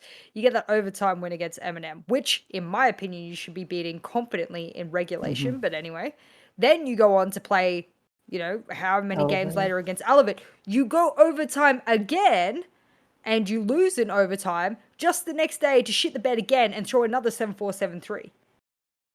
Like, what about these teams were you struggling with? You're a Wait, I have to say something. When Astralis played on day 3, they were already out of the race. Yeah. True. But there was so much more to prove. Yeah, they should have like at least. If you're a team that's out, that's a free fucking scrim for you. And they were playing for SI points, which is also SI points. And the funny thing is, so like obviously I think Callout's a good guy. I think he's smart enough and whatever. But like the thing that Callout told me before the event started, he was like, I talked to him. He's like, oh well, we're gonna be relying on the quality of our practice because we are one of the few teams, or like the only teams that I know of, who learn something new in every single round of any scrim. And I was like, okay, that sounds interesting. That sounds good. That sounds unique. And I guess it works because it got you to top of NAL 2 stages in a row. It got you to the grand final in Charlotte. So, I mean, they're a success story. Yeah. They're a success story. No matter how you paint it internationally or not, they're a success story. Shout out to them. I don't think. But that quality of practice didn't seem like they learned much, or like they learned the wrong things. No, the trouble is, and this is speculation, of course, when you make statements like this. The trouble is, the quality of your practice can be great. I don't know who they're practicing against, but I've had this problem where you aren't tested in the same way that you would be tested against different regions, different play styles, different meta, you know, ideologies on the meta, etc. So when you're jumping into these matches, this is how players should be prepared for an international event: is here's your default strategy. Here's how we usually implement the default strategy. And when things go wrong, I have you trained already to adapt. Adaptation is one of the biggest areas of growth in Siege that players must go through, and a good player will take anywhere between 6 to 12 months to learn how to do that both individually and as a team. That's with no roster moves or no key roster moves in your roster to be able to do that. So if they've come in and they can't adapt, we're talking about them learning in scrims from round to round. That's all well and good, but the things you learn between rounds actually have to be implemented in the quarters or the thirds. I prefer to call rounds in thirds. There's the early round, mid round, and late round. Yeah. If you can't between the early to mid round make that that adaptation, and you're only learning at the end of the round, you're too far behind. You're too slow. Goodbye. Get out. You're going to get railroaded every round because you've learned after the round. And guess what? A good team's going to have another thing coming for you that you have to learn again, but it's too late because it's the next round, new site, new ops, etc. So this is what I don't like, is that people can get stuck, and it happened to Empire where you're so, this works, do the same thing each and every time, but adaptation skills suck. So when something goes wrong, when someone counters it, it's how we beat Team Empire in Season 9. It's how we beat G2 in Season 9. They're undefeated. I went, well, that's their crutch. Let's get rid of their crutch. Oh, no, we don't know how to adapt. Yeah, no shit. Because You've never lost those rounds before. You've never had to adapt to those things before, and your coach has never trained you to be prepared as to what the counter could be to the things that you're implementing. So that's going to be Astralis' problem now, is they go back to scrims and say, well, our defaults are good, but in the middle of the round, who is the guy that steps up and goes, this is the problem, here's my solution, has anyone else got a fucking solution, call it in the next 5 to 10 seconds, if you don't, do this. And that is your leader, that is your plan, and that is how you learn adaptation mid to late round. That's it. Astralis did not do that. Did not do that. Day number 1, you could see it. You're like, oh, default didn't go the way they wanted to, and now everyone's fucking standing there. I love standing simulator. That's great. Oh, someone's trying to make a solo play because they don't know what else to do. Let's go. I'm just like, bro, this is just, I can't watch this. I just couldn't watch it. So that's panic. And I don't want to see such a good team like Astralis be panicked, honestly. I like them, not just because they're star, like, they got iconic and stuff, but because, you want a big org like Astralis to do well as well. Like, that is what you think about the organization, the players. I don't know. I hope they do well. I hope they don't make roster changes, is my big... Oh, there's no chance. I think Astralis... I was like, don't do that, please. I think Astralis are wise. They're not idiots. Like, even pre-SI... post-SI, pre-stage 1, they were like, they made one roster change. They got rid of, was it Razor? They brought in Forest. Like, it was one change, and people were like, yeah, whatever. They brought in this, like, Challenger League players, and bam, top of NAL. So, like, I think they keep it smart, and they keep it measured. I think that's something we don't have to worry from Astralis. Yeah, I hope so. They were second in Charlotte. They qualified for Berlin. They are almost in the 6 Invitational. There's no point. Yeah. We'll see what they can do. People want to make big changes when there's a little problem. And I always feel bad. I'm like, no, it's just a little problem. Yeah, you're almost there. Well, throw the baby out with the bathwater. Don't speak about the next team. Speaking of making changes, that's going to make me actually cry on stream. Speaking of making changes, the next zeros, I guess, are also NA teams, and like we're gonna talk about all 3 NA teams who shat the bed. The next one, actually both of them are making, the other 2 are also making changes, but this one's a little bit head scratcher for me. Thank you. Oxygen are, according to our sources, and we have talked to a bunch of people, they are dropping Laxing after this event. My only other favorite player in the world. The only other favorite player, and you asked me before, Dave, that's the only other one in the world. Like, and I can't believe they decided this before the major started. Like, this was done and dusted, which is why we reported it on the Saturday before the major started. So, like, 2 days before the major started, I got this. And maybe I was like, my bias is kicking in. Maybe if let's remove the bias. Of the fact I love Laxing and he's been a great player. My only analysis of this, from outside it, just looking at his gameplay, is that he no longer fits the philosophy. meta. Oh, okay. And the intended philosophy of a team. We were speaking about roles before and being able to drone and elevate your other players, your entries and everything like that. He is an anomaly in that, is that he operates a different philosophy about how to lurk, how to roam, how to lone wolf style. That's a perfect kind of, and that is in of itself the strategy. Because when you have one player out of 5 who is off doing a solo roam, untradeable strategy, no longer in a viable situation to help with a crossfire or this or that, all of those different areas, is that you lose a critical part of your squad at that point. And I don't agree he always does it. I think attacking side is different, but of course your defenses should be quote unquote easier than your attacks. So if your defense feels like it's failing, and you think, well, I'd actually like to be tighter, or I'd like to run a dual roam or a trio roam, for example, if we want to be more aggressive. I want to do this, I want to do that, but we can't because Laxing fades away from the pack a little bit too much. I in my heart, I hope they tried. I hope for 2 weeks worth of scrims, they asked him to go duo roam with someone or play on site or whatever it is to get him out of it.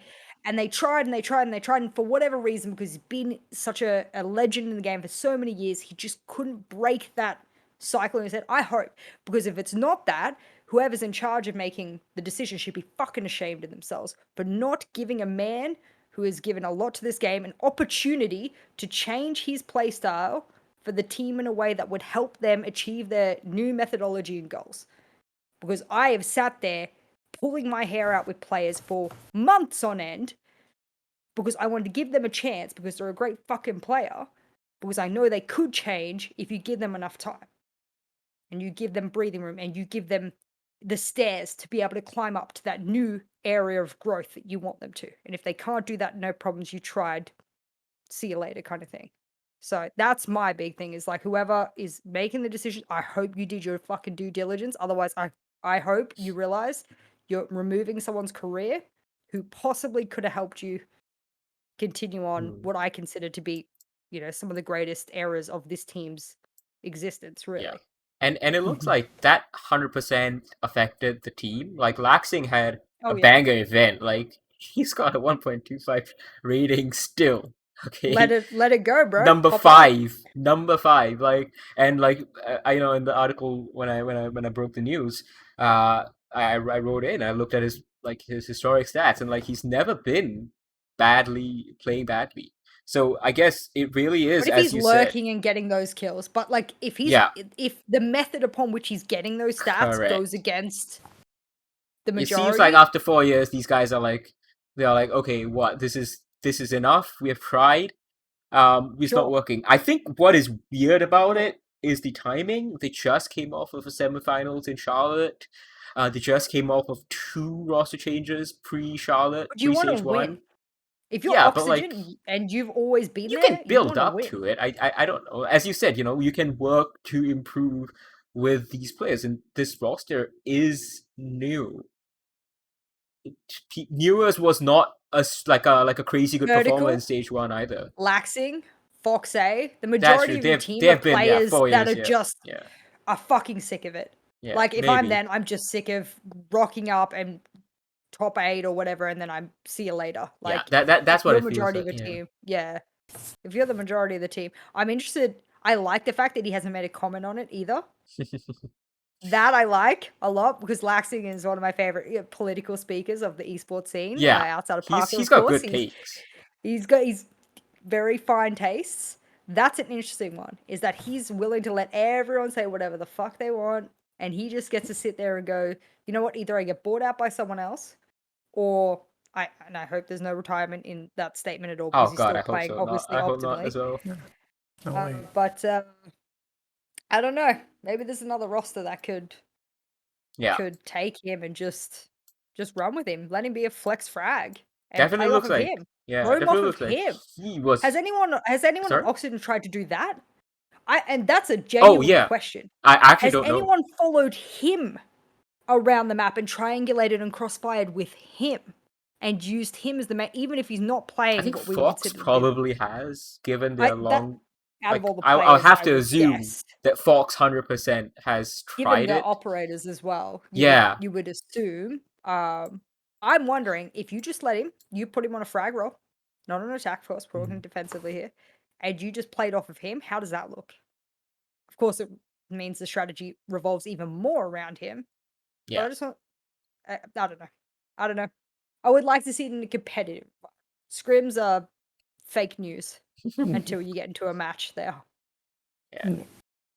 You know, side note, it was very weird when, like, you know, I started learning more about Halo esports, and I realized that people take scrims very seriously there. Like, I don't know how that works, but like, I'm not too familiar with that. Anyways, it seems like Oxygen were 100% affected by, I don't know whether by our report, like the fact that it was, the news became public, or whether they were just affected by the fact that Laxing is going, that they're dropping Laxing. I don't know what the team environment was, how many people agreed, how many people disagreed, whether it was a vote, whether it was like we have no idea. But the results, I think, obviously might have been affected by that. Also, what could have affected it is just that the quality of practice that NAL is giving is just not good enough, because they are one of 3 NAL teams to get knocked out in the groups after a really strong May Major and really strong SI.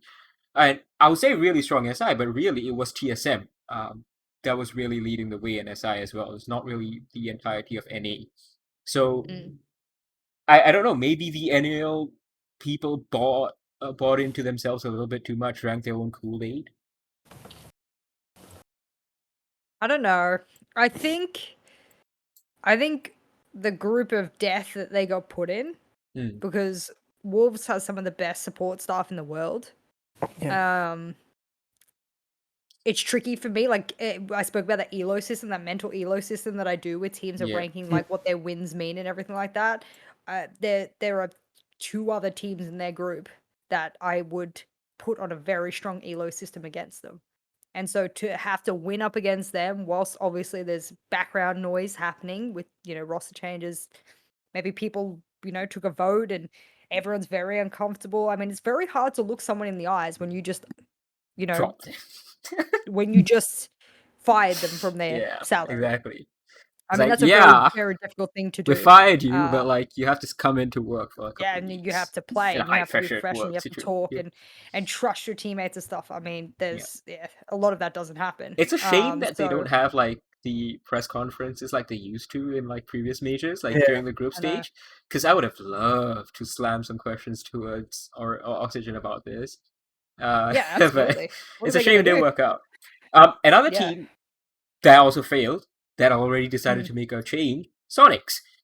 Super said to me in his interview, he said like at the start of the stage he realized he doesn't like playing the game anymore, he doesn't enjoy it anymore, and he told Sonics at the start of the stage that he is going to be retiring no matter what happens at the end of this stage.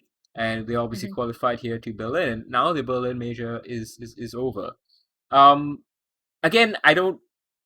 Teams work differently, but I think there's too much of a risk in telling people that pre the competition beginning that at the end of the stage I am gone, because then like people just like maybe get hit by it enough that stage tanks, unless that's something they are okay with, like tanking that stage or whatever. Sonics made it to Berlin, but I don't know. It was just Grixer that was performing over here alone, completely alone. 4th highest rating, 2nd highest KD and entry. Super got 13 plants in NAL. The whole team only got 5 here in Berlin. Far behind from what we saw in NA. And the opponents, I mean, they by what they shown in NA, they could have defeated this G2 side that we have now. They could have defeated everyone in this group.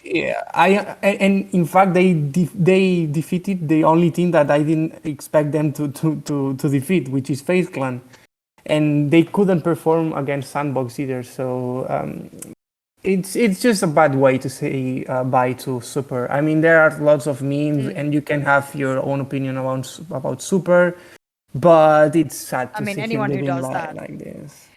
This goes to what I said earlier in the show. Anyone who doesn't like Super and then extends that onto him as a professional, extends that, and a lot of people do this in esports. They say, "Well, I don't like you as a person, therefore I don't like you as a player." Exactly. You've got 3 brain cells again, and they don't connect. Didn't the OG Penta not like each other very much? I mean, there were people, of course. Yeah. Of course. Even in they the like second version of Penta. Yeah. I mean, there were players that certainly didn't like each other. But the as OG a professional, Penta was so successful, as a professional, I know there's a question in chat sort of about this sort of referencing. If I know one of my players who is old as fuck, I don't know, what does he say? He's 21 now, but he's probably 210. Obviously a joke. But, who's quite old, who for a while has had to be at the top of his game as an IGL, be a leader day in, day out, game, adaptation, everything. A very traditional IGL mentality as well, which can put a lot of weight on your shoulders, which is why a lot of coaches move to a dual like shot calling IGL kind of system. Back in 2019, I think that was a big discussion about whether you should just have one IGL, whether you should have a mid-round shot caller and an IGL, whatever, all those kind of things. And he plays a very traditional IGL role. That is exhausting. That is exhausting. Jump in a ranked game and IGL every round.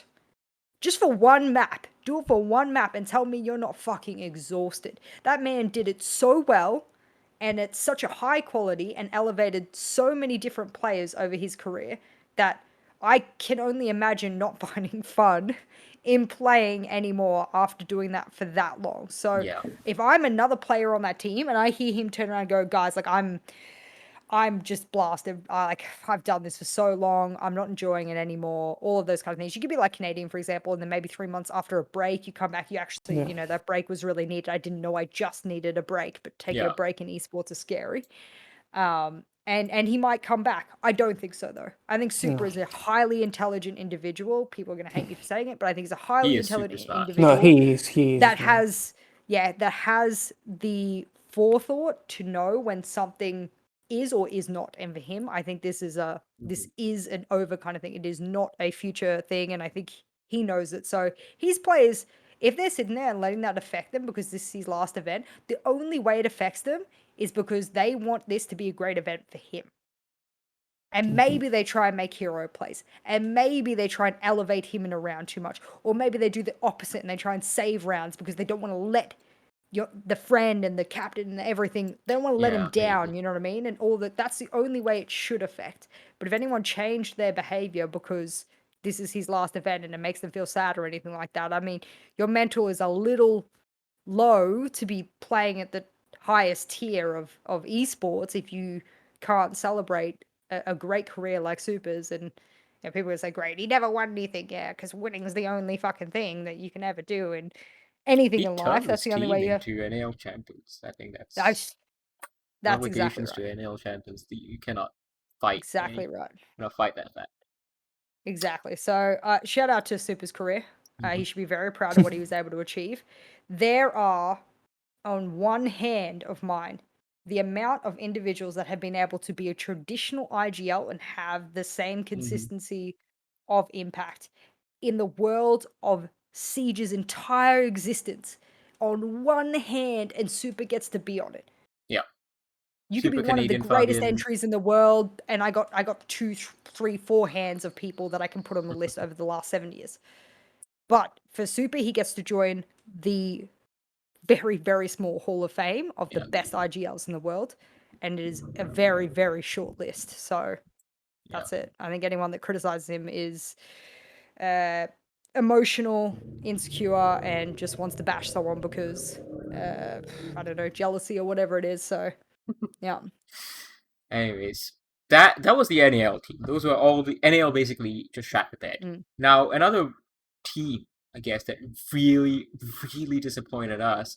It was like we're a team that we were saying our favorites for SI just 6 months ago. Damn one Kia.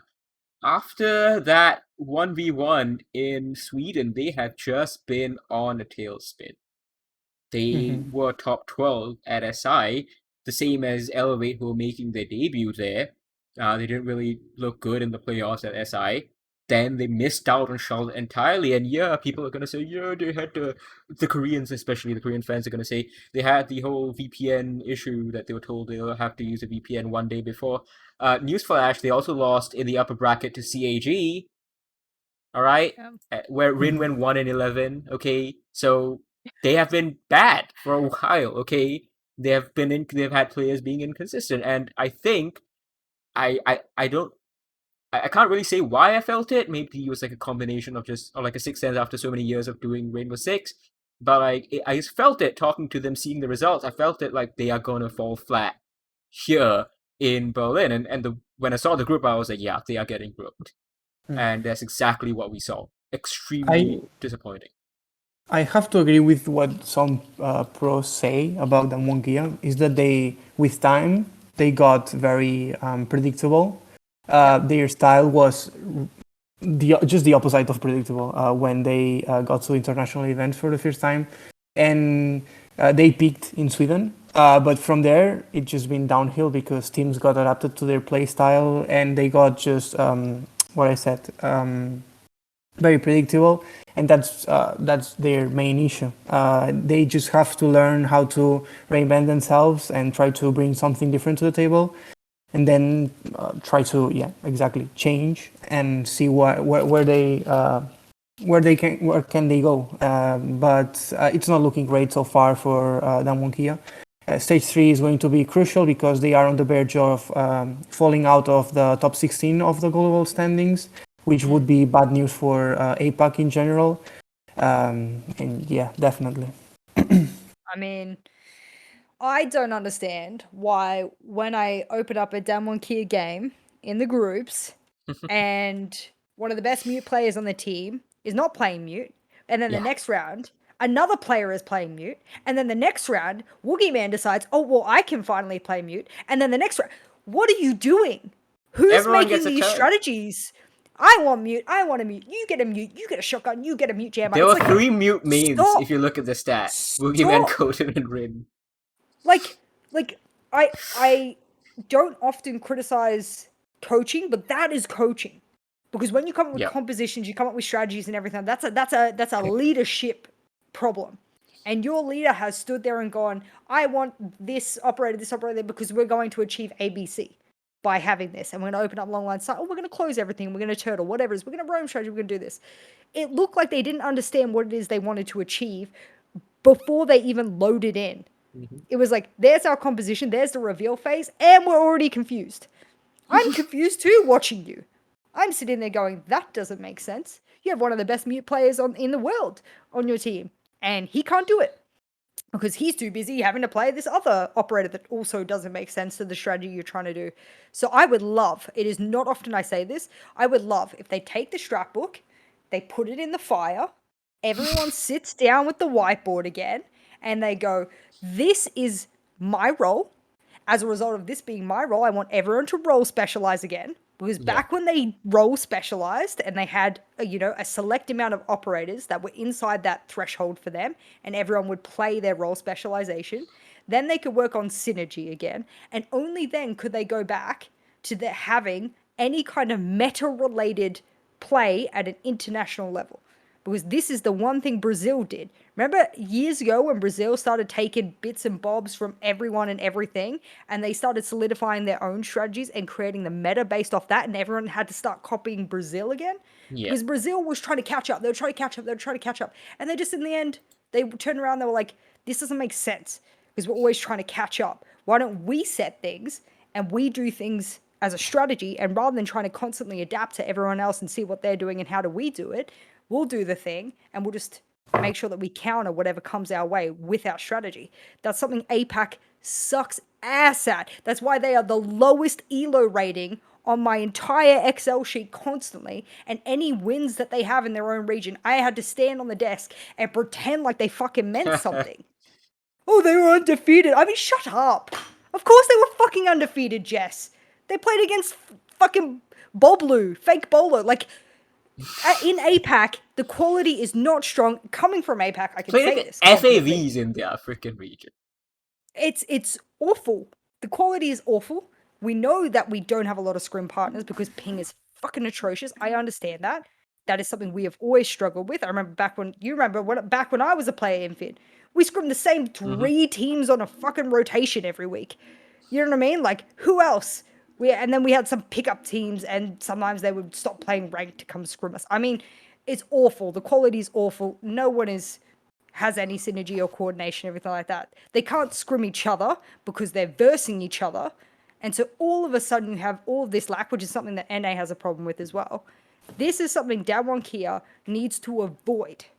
And that's what CAG did when they started popping off. They went, we're going to be aggressive, erratic. This is our style. Fuck what everyone else does. We're just going to take you off guard and we're going to fight you at the door. And we don't need to scrim people to make this work. And that's how they got around it for a little bit. But it's not future-proof. It has no longevity. And when people work you out, as you rightfully pointed out, you now suddenly have no other aces up your sleeve. So if you can't play the meta, and you can't role specialize, you can't get a plant down on one player instead of both Katsane, Woogieman, and Coated sharing all the fucking plants for some reason, even though they're on all these different operators. If you can't do that, and you can't rewrite the script, then I don't know what Damwon Kia is going to do, but they're always just either going to not qualify or probably qualify because APAC needs better quality practice for them to be internationally viable, or they're just going to rock up and just be that extra team in the group. It's the one that everyone bullies. It's also really weird. Like, they do not. I like, even if you look at the mains, like, they have 2 hard breach mains. They've got Hibana and a Thermite main, which is like very like 2019. for me, and like they have no Zofia main, they have no Finka main, like they don't play that operator at like much at all. I don't know. I don't understand why Rin is playing Ash in And you have an 2022. Ash, exactly. Yeah, exactly. Like, dude, like I don't. Grenades are gone 6. Pick yourself up. Heal people. Finka should be a staple. Yeah. If not that, like, then Zof. Like, think about it. We used to beg Hungary to play the most broken operators. Play Monty, play Ying, play bullshit operators because people can't counter them. Do it because it's in the game and no one's stopping us. And now everyone's taking Finka, and I'm like, all right, here goes Rin. And like, remember when Rin was doing like LMG Zofia, and everyone was like, why? Oh my god, like what's going on? And I was like, Rin has seen something, and they will work out. I don't know why Rin's not playing Zofia anymore. What the hell are you doing like Rin foresaw the LMG, like, and then he dropped it first. Why? And then he dropped it, and then he's like, "No, I will do it before everyone, but then I'll give it up in its prime." And I'm like, "Okay, you know, you had a chance. You had a chance to be the greatest." It's poor, but yeah, frustrating performance from these 4 teams. I think these 4 teams definitely were very poor, like you can say, and it's no coincidence that 3 of these 4 that we mentioned are the bottom teams in their group. The other one is Game Gladiators, but like they were just first time debuting at this level. They got themselves a win. They went to overtime twice. Elsewhere in the losses, fine, they were okay. We can't knock them too much. We'll see what improvements they can make in the future. Time for us now to look at the playoffs, which got a lot of people angry once the bracket was drawn, because there are 2 intra-regional quarterfinals that we are seeing here. We're seeing EU versus EU. We are seeing Brazil versus Brazil. It's so I on can visualize our it. Here we go. I got it. On our website. Excellent Rainbow Six website called SiegeGG. SiegeGG. Yeah. Okay, I'm looking we at don't it like now. horses. So, how else could it have been? Wait, I'm thinking if Rogue played Exit. A lot of people saying that they should have like put safeguards in to like prevent these domestic matchups. And you also, if you realize, you zoom out a little bit from the quarterfinals alone, 3 EU teams are in the top half, 3 Brazilian teams are in the bottom half. So they are kind of, it looks like to me, I don't know whether this is true, whether this is actually what they've done, but it looks like they're kind of engineered this maybe to make sure that like the semis and grand final will be 2 different regions. I don't know. They say that it's been a draw, but like when you keep it opaque, you know, I agree with this system, honestly. I think it's good. I like it too. I think it's good to prioritize the grand final. Like you want an exciting different region grand final. I don't want to see Brazil versus Brazil again. I don't want to see NA versus NA again. I think that is I can see the NAL and the BR6. If that's the goal, sure. Yeah, if that's what they've done. I honestly think that it's been because the draw was like in one pot first seed, another pot with second seed, right? This was the drawing. Okay. Yeah. So it's been a coincidence. Like I'm saying that if Astralis had performed as we all expected they would, we would have Astralis again. Maybe we would have Astralis against FaZe Clan, and it would not be like all the bracket Brazilian except for Elevate. Okay. And what I'm saying is that I think the format is good, but it's like Britain in the stars. Brazilian teams made it well, and Brazilian and European teams did it very good. NA teams did very bad, and Elevate was the only Apex team to survive, and that's how it went. It's just a coincidence for me. It's just a coincidence, and then I think it's good because we won't see like 2 teams from the same region colliding in the grand final, which is a very, very good thing to say. So yeah, for me, it's a good system and it's great.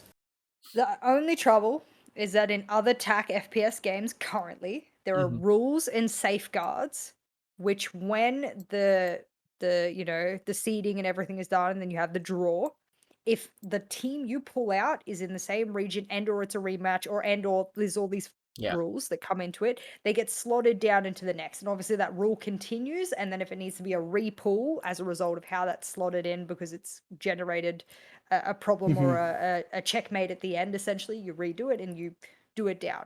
That's the only thing, is that this system differs from a lot of other tactical FPS that exist at the moment.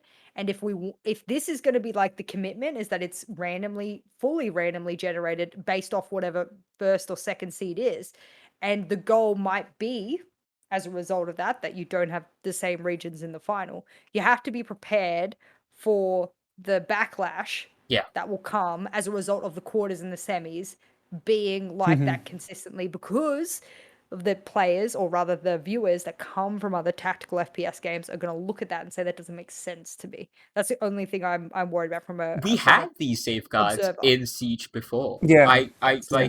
I remember like we had this in every single level. In fact I did a draw for the Tokonami finals. Like on stream, you go back to see the season 10 APAC finals. I did a draw because APAC was the last, and we were told like if you draw a team in the same region, if you draw a match, then that will get bumped down, and we will make sure that the graphics show whatever. So like the safeguards existed, and they removed these recently. For some reason in Charlotte, they experimented by allowing different allowing teams from the same region to be in the same group. Now they've experimented maximum of 2 teams per region. Yeah, and now they've experimented with allowing this intra-regional matchups. Whatever the case is, this is what the bracket is. Right. But I just want to bring another point to the table. Let's say that there are these region blogs or whatever you want to call them. Let's see, G2 Esports finished first, and they are going to play against second-seeded teams. They cannot face Rogue because Rogue is European. They cannot face FaZe Clan because they come from the same group. They cannot face Wolves because Wolves is European as well. So it's going to be Elevate every time of the week. Then the same happens with Exet. Exet, they cannot play Rogue because Rogue is from Europe. They come from the same group. They come from the same group. Could happen. They could play against FaZe Clan. They could play against Wolves here, and they could not play against Elevate. But what I'm saying is there are so many conditionals here that at some point it's a bit tricky, and I don't know. I just think that first seed, fourth seed, and then it is what it is. I would like regional blogs, or I don't know the exact word now. If we had 8 more teams, like the Champions League, for example, we have 16 teams, and then English teams cannot face each other. Okay, good. They will face in the quarterfinals if that's the case given. But here with just 8 teams, it's just very difficult to perform. Wow. Yeah, I don't know how I feel about it. I mean, look, it is what it is. Yeah, exactly. It is what it is. Top to bottom, and that's how they're delegated out. Obviously, the only stipulation I would have is that I actually don't care that much about who played in what group, and if there's a rematch. Because I'm going to be honest with you right now to the audience. No one gives a shit about the 16-hour days that were had in the groups. The first day was 16 hours, but thankfully not the second and third. You guys went through nightmares with that. I mean, no one cares, and no one remembers one of the 58,000 matches that were played in the groups, or 2 in that case. So you just have to, there's people I remember on the desk, because you watched everything, and because you analyzed everything, and because you're one of the 5% of people that are not a casual viewer and or understand and consume Siege Esports at a higher tier level than 95% of the viewers, you think that people have already seen this. But you're 5%. You are nobody. We are nobodies in the scheme of the viewership of Rainbow Six Esports. Yep. So at that point, the rematching from the group stage doesn't mean shit to anything but 3 people on Reddit. That's a good point. But what does make sense is that people go for their regional teams.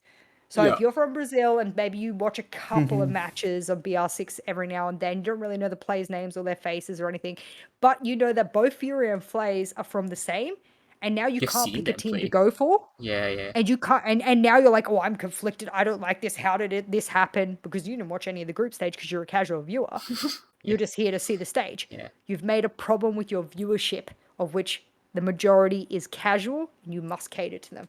And I hate saying it because back when I was coach and, desk analyst for Siege, I was like, yeah, but we should do this and competitive integrity. I mean, shut up, Jess. It's a business. The people who are viewing this game are people who are paying our salaries. And that's the I sad am part about the business. I am just interested though to see whether this like works out as they intend. Like we're gonna see a good viewership because there's gonna be Yeah. two regions in the grand final, and there's gonna potentially be two regions in the semifinals. Maybe that Maybe works that'd be out. great. Yeah. I hope the stats come out good for him. Yeah. Yeah. So fingers crossed. Anyways, to the games. We have Exit Wolves, G2 Rogue, W7M Elevate, Furia, FaZe Clan. I think let's obviously just I think Are we we can doing just go from predictions?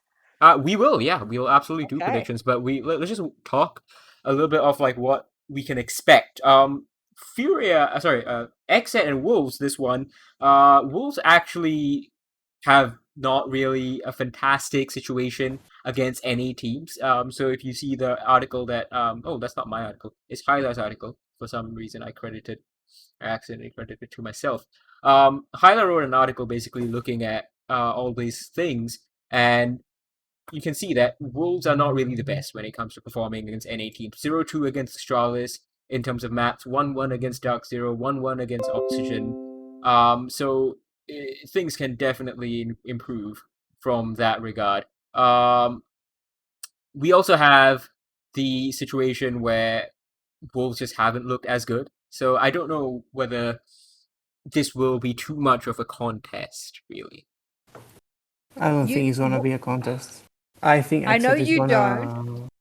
I know you don't, and I don't know if this is a little bit of bias because of the majority of the people on the team, so I'm going to ignore that. No.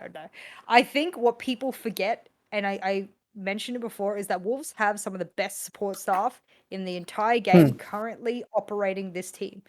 The trouble with that being, and something I fell into the trap of as coach a little bit as well, is that when you know what the best of the best around can look like, and I don't know if you guys track flawless rounds or not. That would be interesting. We probably do, but we don't have it You like might have it. You set. might have it somewhere. But at some Yeah, point, if you were to go back and you were to calculate the amount of flawless rounds the Wolves have, yeah. or how much they get smashed in a 5v1 situation or a 4v1 situation, conversely, it's one or the other for them. Why? Because their coaches and their IGLs and their players, especially ones that are extraordinarily experienced in their roster, know what the best of the best in a round can look like. And that's where they aim. So all of their strategies are do or die. It's all eggs in one basket for them. And a lot of the rounds that you watch them, that when all of the puzzle pieces slide in together and they meet the top, so don't watch the matches, just watch the rounds. That is how minute their strategy is. You watch the rounds, or even just go into the thirds of a round, the early to mid to late round, and you watch it. And if everything slides into place, maybe it's a little not clean, here and there, but everything will look so perfect. Their flawless round count, and when they get flawless rounds, look ridiculous. It's like, how did they finesse that? How was everyone in the right space at the right time? How was that crossfire with this trade and this and everything's why? Because their strategies are Empire-esque. The top echelon of Empire-esque who did the same strategies over and over and over again because they did it perfectly and they understood what the top level could be with that strategy, that's Wolves. And so when they fail hard. Because if you lose one corner of that strategy, you've lost half of the push instantly. There's no adaptation left. That was the strategy. That's how people started to beat Empire. They started to counter the little bits and pieces that they had in their strategies that were almost foolproof. So I want to give a lot of shout out to Wolves because I can see their philosophy, but their philosophy is like, we do it to godlike levels, and if we lose a piece along the way, it shits the bed really quickly. So it looks really good or it looks really bad, and there's no in between. And I feel really bad for Wolves because we don't applaud them for the rounds where things are super super strong, like where you're like, that is the strategy I would give any team in the world and they would win that round 9 times out of 10. So I don't know, I think this team is so close to, like, it's like what BDS tried to do and realized they couldn't consistently achieve that, and I think no team can consistently achieve that, but their coaches know that it can be done, but it's got to be exhausting as a player. That requires 100% focus from early to mid to late round constantly. Like, you can't drop the ball ever.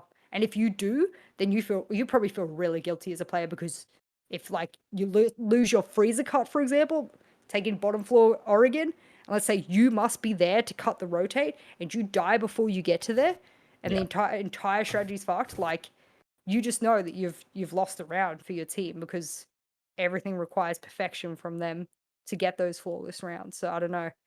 A lot of people will disagree. They'll bring up the stats, they'll bring up the map count, the round count, they'll do everything, but this is one where you've got to give context to it, to the team, to the strategy, to the intentions of the players and the strategies. And it's a team I would love to do a VOD review on and just point out the best team that never won. W? That's it. Nothing else to add. I think that she's completely right. But I still think that I just don't know. I don't see this team performing internationally. Yeah. I never seen. I just always consider that they are really good regionally, and the Siege is really good. We saw this during this stage. Like, I remember some of the games. The game against Rogue on Oregon, it was a really good one. But I just think that internationally there's something that the team doesn't have that never convinces me. And I mean, maybe they prove me wrong. I mean, this stage, almost all the teams have proven me wrong. So, but we will see. NIP, G2, yeah. Yeah, we'll see. Now, the next one, Rogue versus G2. This one is, I think, this one is tricky, yeah? I think this is super interesting because Rogue are obviously, they almost didn't make it into the playoffs. So it's not like Rogue are performing superbly, but then they also they're playing with two rookies. One of them just, joined the competitive scene. Spoit, Kanto's facing his old team, his old coach in this situation as well. It's got that funky little storyline. But G2 just seem to be able to handle European teams, I think, a little bit better because I think obviously they're familiar with them. And in Charlotte as well, they coasted into the playoffs because Heroic were in their group. It feels like G2 might just be able to make finagle this into the semifinals at least. There's something that you really like to mention sometimes, Shikar, that's momentum, and they are building momentum, which is true. Is this enough? I've spoken to Doki, and he was like, us qualifying is incredible, and it's something that he doesn't know if they deserved. But the thing is that they made it, and after the 5 first games, they were like, no way we qualify. And then they ended qualifying. It was like just a reward, like an extra thing. If we do well in the major, that's fine. If we don't do well, it's okay. After all, I don't know why are we playing there. What I want to say is that there's no pressure there, I think. Shaz is also leaving, so they maybe want to give him like a good, goodbye. And I think that the momentum is also very important. They won against FaZe Clan. Okay, that it's a bit, doubts. There are some doubts in that victory. But yeah, I think that it's a very open contest.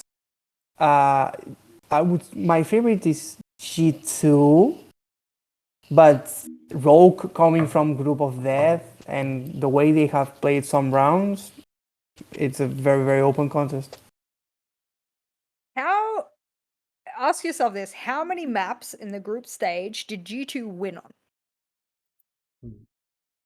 They won Oregon, they won Chile.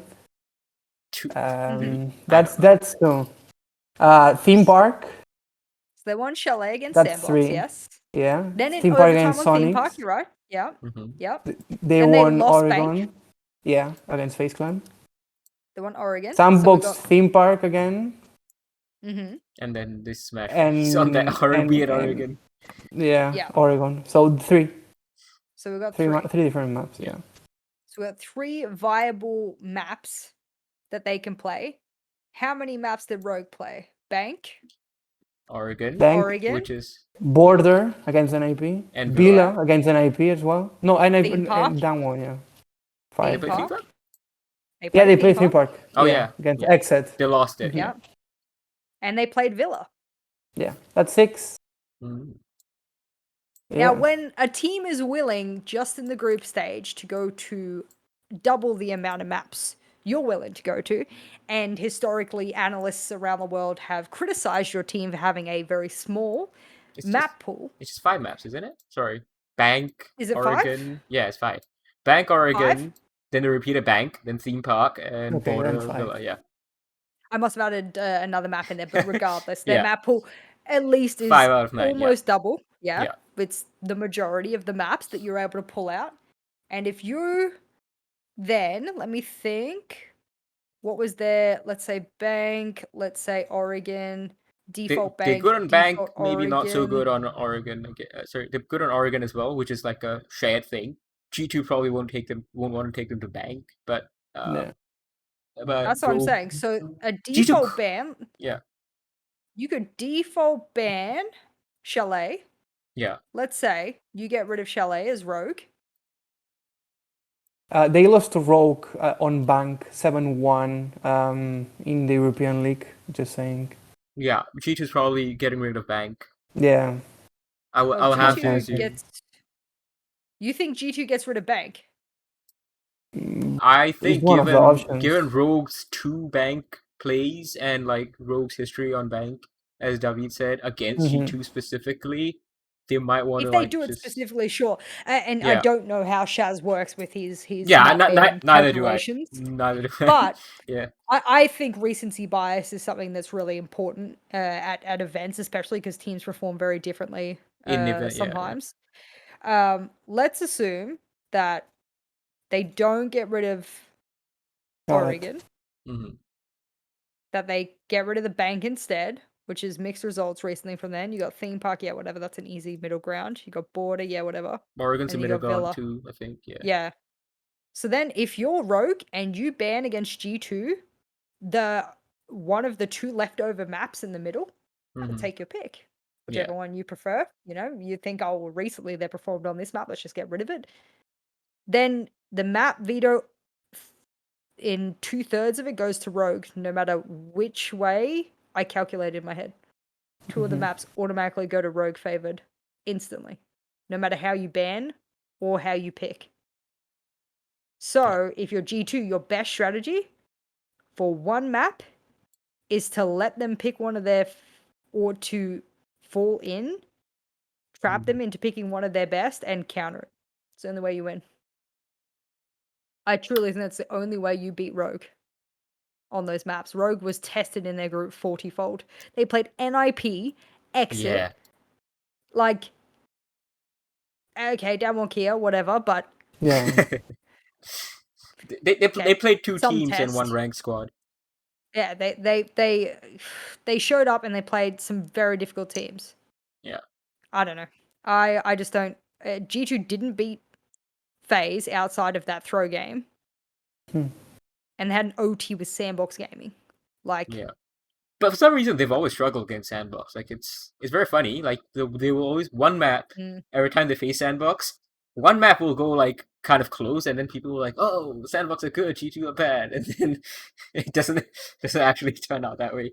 SI19 was like the most famous one, where like Mantis rocked up with their McDonald's jobs, and like they took G2 to 8-6 OT, and then after that G2 won, and Sandbox was broke. Yeah, I just think that G2 will lose in the map veto before they get there. They will have to play. It's possible, yeah. I think what people forget when I make these kind of statements, like, oh, just G's gonna lose because they're map veto, and when they win, haha, L. No, I'm saying that based off the numbers we have here, their map pool so far is too little for them to give us any evidence, any facts that we can sit here and confidently, without using our emotions and our bias and everything, like confidently say they will win. So to sit here, I have to. It's not, yeah. Logically, it's not confident, yeah. I have to logically say their map pool isn't big enough against Rogue, who's willing to go to many, many maps. Also has a great coach who forced them to open their map pool double than what they had previous to that. So shout out to him. I don't know how much work that took, but I don't think based off that you win. However, if they perform above the echelon that they've already set, they can win. There is a possibility, but the stats don't show that. That's it. That's what I think. A lot of people think we're just like saying this, like shit on G2. I'm like, G2's not going to win. I can't wait to see if they win that. But that means that they will have played an excellent game. Unless they have just been so fortunate with the group that they've been able to save maps and just, I guess, just not show them. You know, let me just quickly pull up what G2 has played over the past 3 months. 4 chalets, 3 banks, 3 Oregons, 3 theme parks, 2 clubhouses, 2 villas, 1 border, and 1 skyscraper. They lost border and skyscraper. They might ban Sky. Rogue likes Sky. Yeah. In fact, Leon loves Sky, which annoys me because I love Leon and I hate Sky, and it conflicts. I hate I don't Sky like too. it. I hate Sky. Can't believe they injected that in the map pool. But anyway, interestingly, I'm looking at the bans for G2 on their map vetoes, and to me, it looks like counter bans each and every time they go up against an opponent. In fact, their first ban is one of the best tier 1 maps of their opponents each and every time. So it looks like G2 they're trying. Yeah, G2 are like not. It is not like they're not proficient on the maps. I think they just rather want to deprive the opposition team of what they are comfortable on. Maybe maybe as there's someone a lot of cafe recently though. That has. True. I mean, they did that Oregon against Sonics though. They also it's like a lot of cafe. They have gotten rid of Rogue a lot also of gave cafe. G2 like VODs to look at on 5 maps instead of like G2 giving them 3 maps. Rogue's opposition, as you said, was also stronger, which means that Rogue had to pull out more to beat those teams. So like there's more to see, maybe. I'm sad for Rogue because actually no, I'm not sad anymore because simple logic. I was going to say, imagine they were good at cafe, and that's one of G2's most preferred recency bias bans. But then of course if they ban it, that's good because Rogue isn't playing it. This again, 2/3 of these bans are going to favor Rogue because G2 is going to ban for Rogue. Correct. Whilst also banning for themselves. Whilst also aware of the fact that they also can't ban 3 of the other maps that Rogue is good on. They lose the map veto. They have to come out exceptionally strong. They lose the map veto from what we know, like from what we can tell outside from the external perspective. You're absolutely right. They still might win. That's rough. We'll see. I mean, if they win, they will have absolutely deserved it because they have to push through. Okay, some bad maps. Next quarterfinal.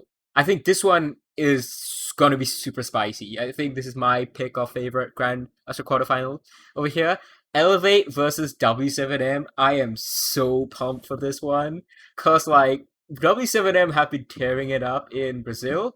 They're really good at best of ones. They might not be that good as David pointed out in best of threes.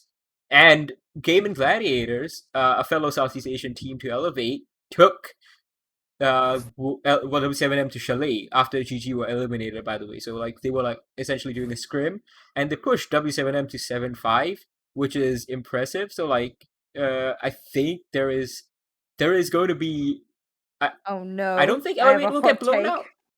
I don't think Elevate will get blown out, but I think it's going to be so interesting the way each team plays. It's going to be very fun to see. Oh, this is a throwback. I'm going to say something very controversial on a podcast again. The only impressive thing Elevate did was beat Furia in one game. True. That was it. Yeah. They did. APAC's like, we're exiling you. We're never inviting you back. And I'm like, they beat the UK team. Okay. They beat Astralis, who's shitting the bed. Okay. Yeah. They were always supposed to make it out of the groups. They were always, this was like a group that they made it out of. I think, regardless of the other team's performance, because they were just better than M&M, and I don't know about the last day. The group was quote unquote easier because Astralis came in shitting the bed. Yes. So the group instantly became a freebie. Like it should not have been difficult. And them throwing the last couple of games, I mean, whatever, save your strats, get your map pool sorted out, do everything.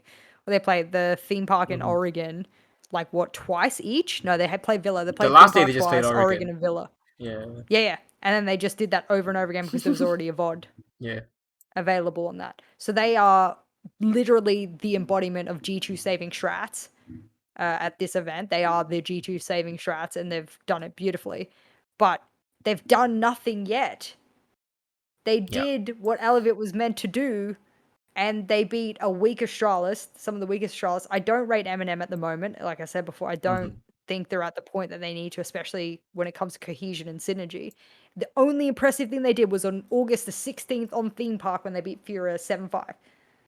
That was the only thing I could point at and go, Elevate's playing good at this event. Yeah, and there were some questionable plays there, like Miracle's clutch, and was it Fantasy? Yeah, Miracle's clutch was like the worst one. Yeah. So...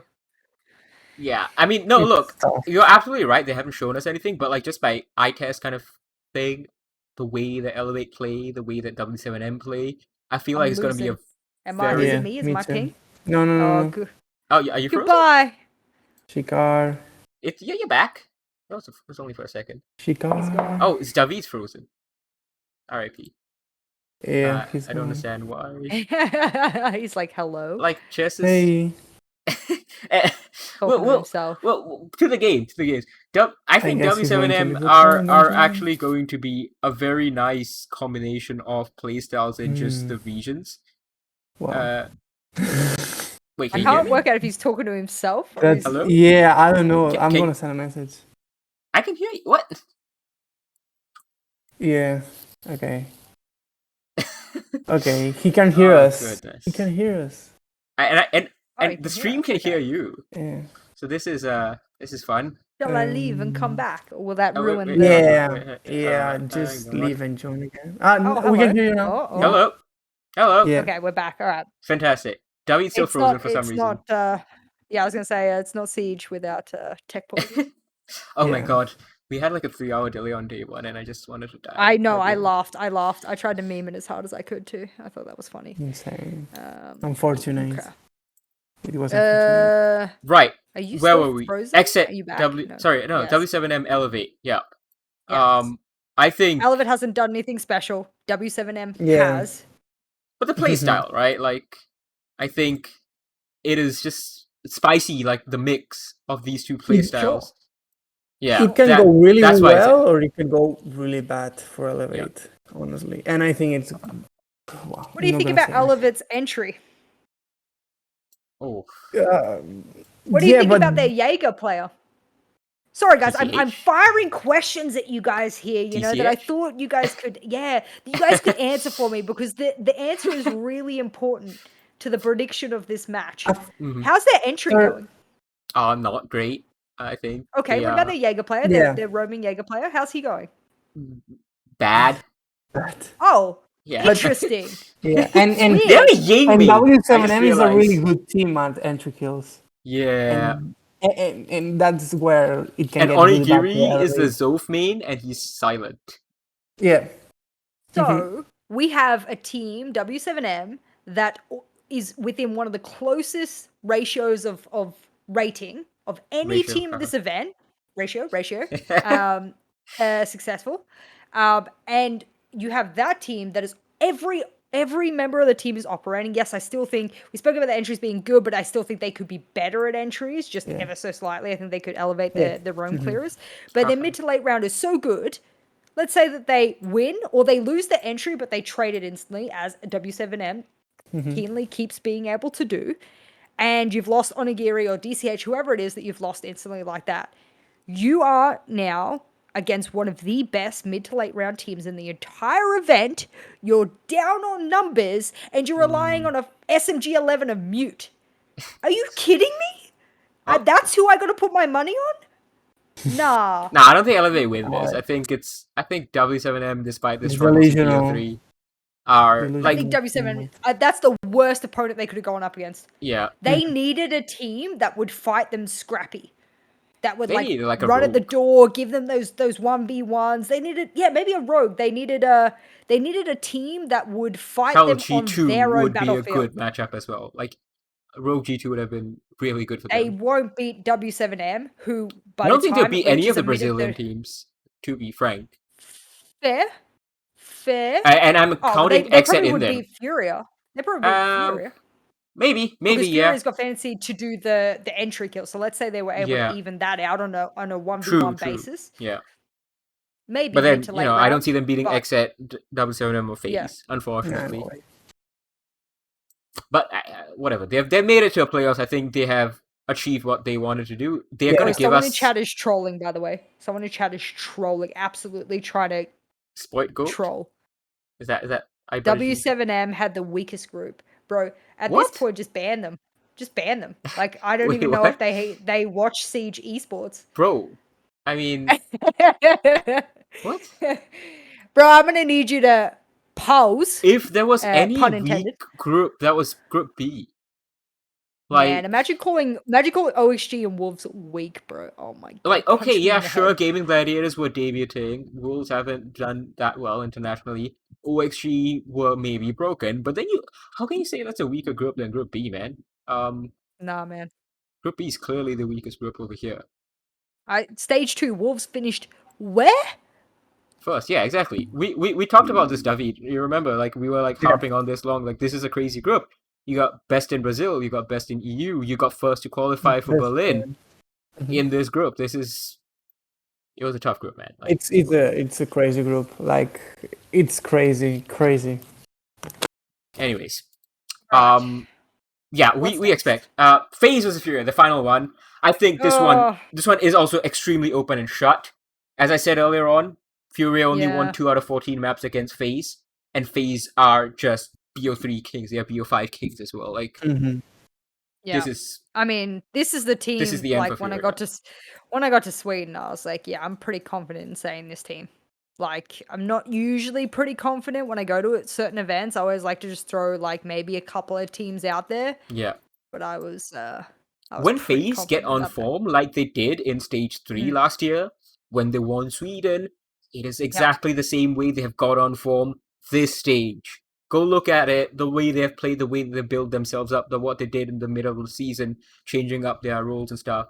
Bang on, same things happening. Yep. No, I like FaZe. I've always liked FaZe. I like their roster. I don't know. I think Cyber doing cyber things is great. Souls I am Souls a little doing Souls. Souls doing Souls thing, but that's what worries me is that Souls gives me Bride vibes, and the problem with Bride vibes is that Bride was required for BDS to win in the early days. Yeah, and without him popping off, there were there wasn't a lot of wins to go with it, and it required a couple of role changes here and there and a couple of operator changes. So my only fear is that Astro, who is having a quieter one, and also trying to play a little bit more, is trying to play a little bit more supportive on operators where he needs to be doing something. And to juggle both is very difficult. That's why you don't see a lot of entries as IGLs. It's very difficult outside TSM, who run a multifaceted leadership, sort of step-by-step thing, which I think is great. I think Astro just has a lot on his shoulders right now, and don't think he's the one. I think I know this is going to sound ridiculous, I think him and Cameraman should change. Again. I think both him and...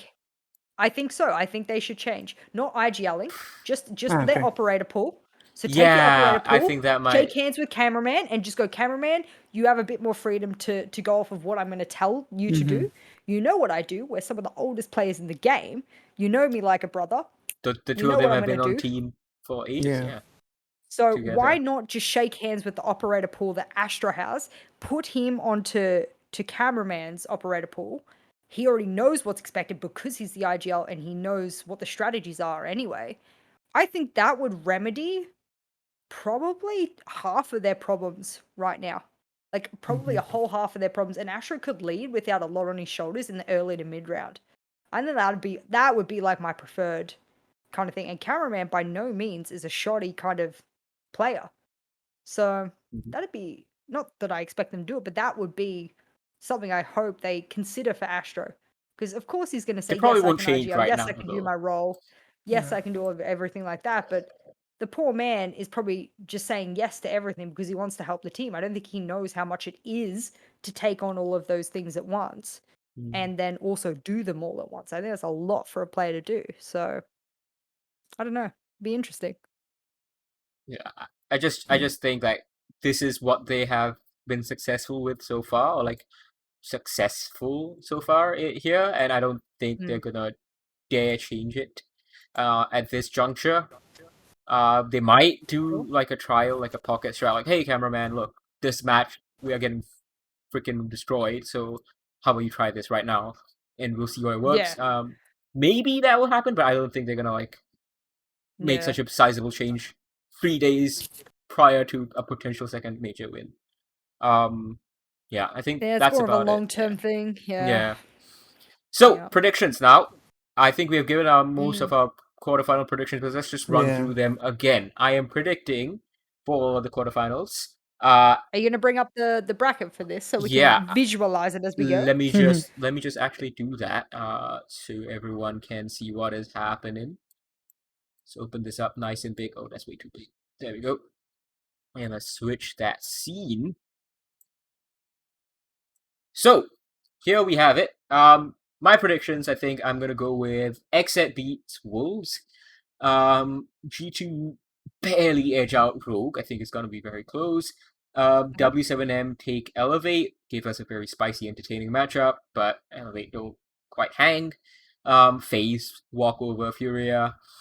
Then after that, I think it gets a lot more interesting. I think Xset takes G2 without too much of difficulty. They get themselves a grand final spot. And then after that, FaZe take W7M. They already did it in Copa Elite 6. I think they are going to be capable to do it again. And then at the end of the day, FaZe show their experience and win. Okay, I agree most of Yeah. the games. Yeah, I agree. What do you disagree? What is the difference? In Well, yours? Exit Wolves, I think Exit wins. G2 Rogue, as I said, open like very very open. I think that Rogue is maybe is gonna win, but I really want the storyline that like from 9th or 8th to I don't know major champions. That would be awesome. That would be great. But I think that maybe Rogue wins that game. I want G2 to win. Honestly, I would love it. But maybe Rogue is better than W7M to win. FaZe Clan Furia, it's going to be close. I'm completely sure about this, but FaZe Clan is going to win. Then G2, Rogue, Exit is going to win. FaZe Clan W7M, FaZe Clan is going to win again, very close game. And then FaZe Clan Exit, FaZe Clan wins. Yeah, I the only doubt I have is G2 and Rogue. Yeah, that is like the biggest question mark. And Fury and FaZe Clan, because I really, really like this Fury and how they play. But I want to be realistic. I think FaZe will punish. FaZe will punish that Fantasy is like the only. Team. I think FaZe will punish that Fantasy, the only one who's getting entries, and they'll shut him down, and then they'll let Fury flounder. I think that's why. FaZe Clan is a better team. I'm going to set a little doubt on the Exit Wolves game because I would love that 10% chance that Wolves hit that perfect day, you know what I mean? And it is. It's a. I think 10% is even being generous there, but where all of the strats just come together and everyone's playing their role perfectly, and those flawless rounds start to stack up. I put a little bit of doubt. Let's say it goes all three maps. Then you just say that it's going to be a close one. I think Xset should win, but I don't want people to be surprised if Wolves are able to pull that one back. G2 Rogue, that's just a ridiculous one to predict, honestly. Map pool, I guess I'll go logical and say Rogue will win that. Yeah. Elevate, I don't think they have a shot against W7M. I also think, even though we think that FaZe will beat W7M, and they have beat them before, I think W7M is on a different echelon than they were previous. I think FaZe might not consider that. And I think that's either super close. I don't know. I reckon, I don't know, storyline wise, I'd love to be sitting there when W7M wins. Like, I would just love to be sitting there. I will stand up. I will do a shoey. I don't even know. Because that's the most exciting to me, is if W7M can beat not elevate, but they can beat FaZe in the semis. Yeah. I don't care if they win the grand finals, That they would lose be to very Exit or whatever. impressive. I don't Yeah. care. But to beat FaZe in the semifinals, one of the veteran teams of lands like that, I mean, I would say even if they didn't win, that's one of the biggest successes you can have as a team is to be able to do that. So yeah, I would love that will be my game to watch is the lower semifinal, the bottom there. That will be Yeah, it is. That's the one. That's the one. I don't know. People be like, yeah, but what if it's G2X set? Nah, man, you're missing out on the W7M game. Yeah, that's gonna be nasty. I can't wait, bro. Oh my god, now I'm really excited Yeah. for this major, and I'm going, and this is my first event I'm going as a viewer in like this is the first event. Actually, you would know this. You would know this, Vivian. I Yeah. reckon I haven't been a viewer of a event since 2018. I've worked every other event since 2018. Yeah, as in some capacity, yeah. In some capacity, Yeah. yes. Since you left That's the unreal. casting desk in Southeast Asia, that I think that's the last time. Yeah, 2018. Yeah, you're right. Yeah, That was 2018. Yeah. I have never just been a viewer at an event. I've worked it in some way. And this will gonna be be a my new first experience. event where I don't know how to feel. I feel like I'm nervous because like I want every team to win. Now I don't have to care about like their stats and everything. Now I can just sit there and I can be like, give me good siege and make me Oh, I lose my hope we have good voice. games, man. And that's it. So I I'm hope so that the excited. Germans have good cheers as well, like the No, German crowd it's of the very shit. European. But Come on. At least it won't it's be very Let's shit. Go Astralis. That's true. No. Let's go Astralis. I hate that chant. Oh my Yeah, god. no, I hope We're gonna so. make some. We're gonna make some then. I don't know how to do it, but Hopefully. we're gonna make some. I mean, you come from Australia? Yeah, So, that's like- true. We have really fucked up ones though. So it's not even it's not worth teaching the world Australianisms. It's a Well, waste of time. I think. hopefully the Shaz from UK fly over and get something going. That would be good. That would be damn good. All right. It's been a very long 2.5 hour podcast, but it's been so Mm. insightful. It's been so cool to get Jess back and get her thoughts on all of this stuff. It's been superb. Thank you very much. And we'll see you after the major. Cheers. Bye. Cheers. Bye.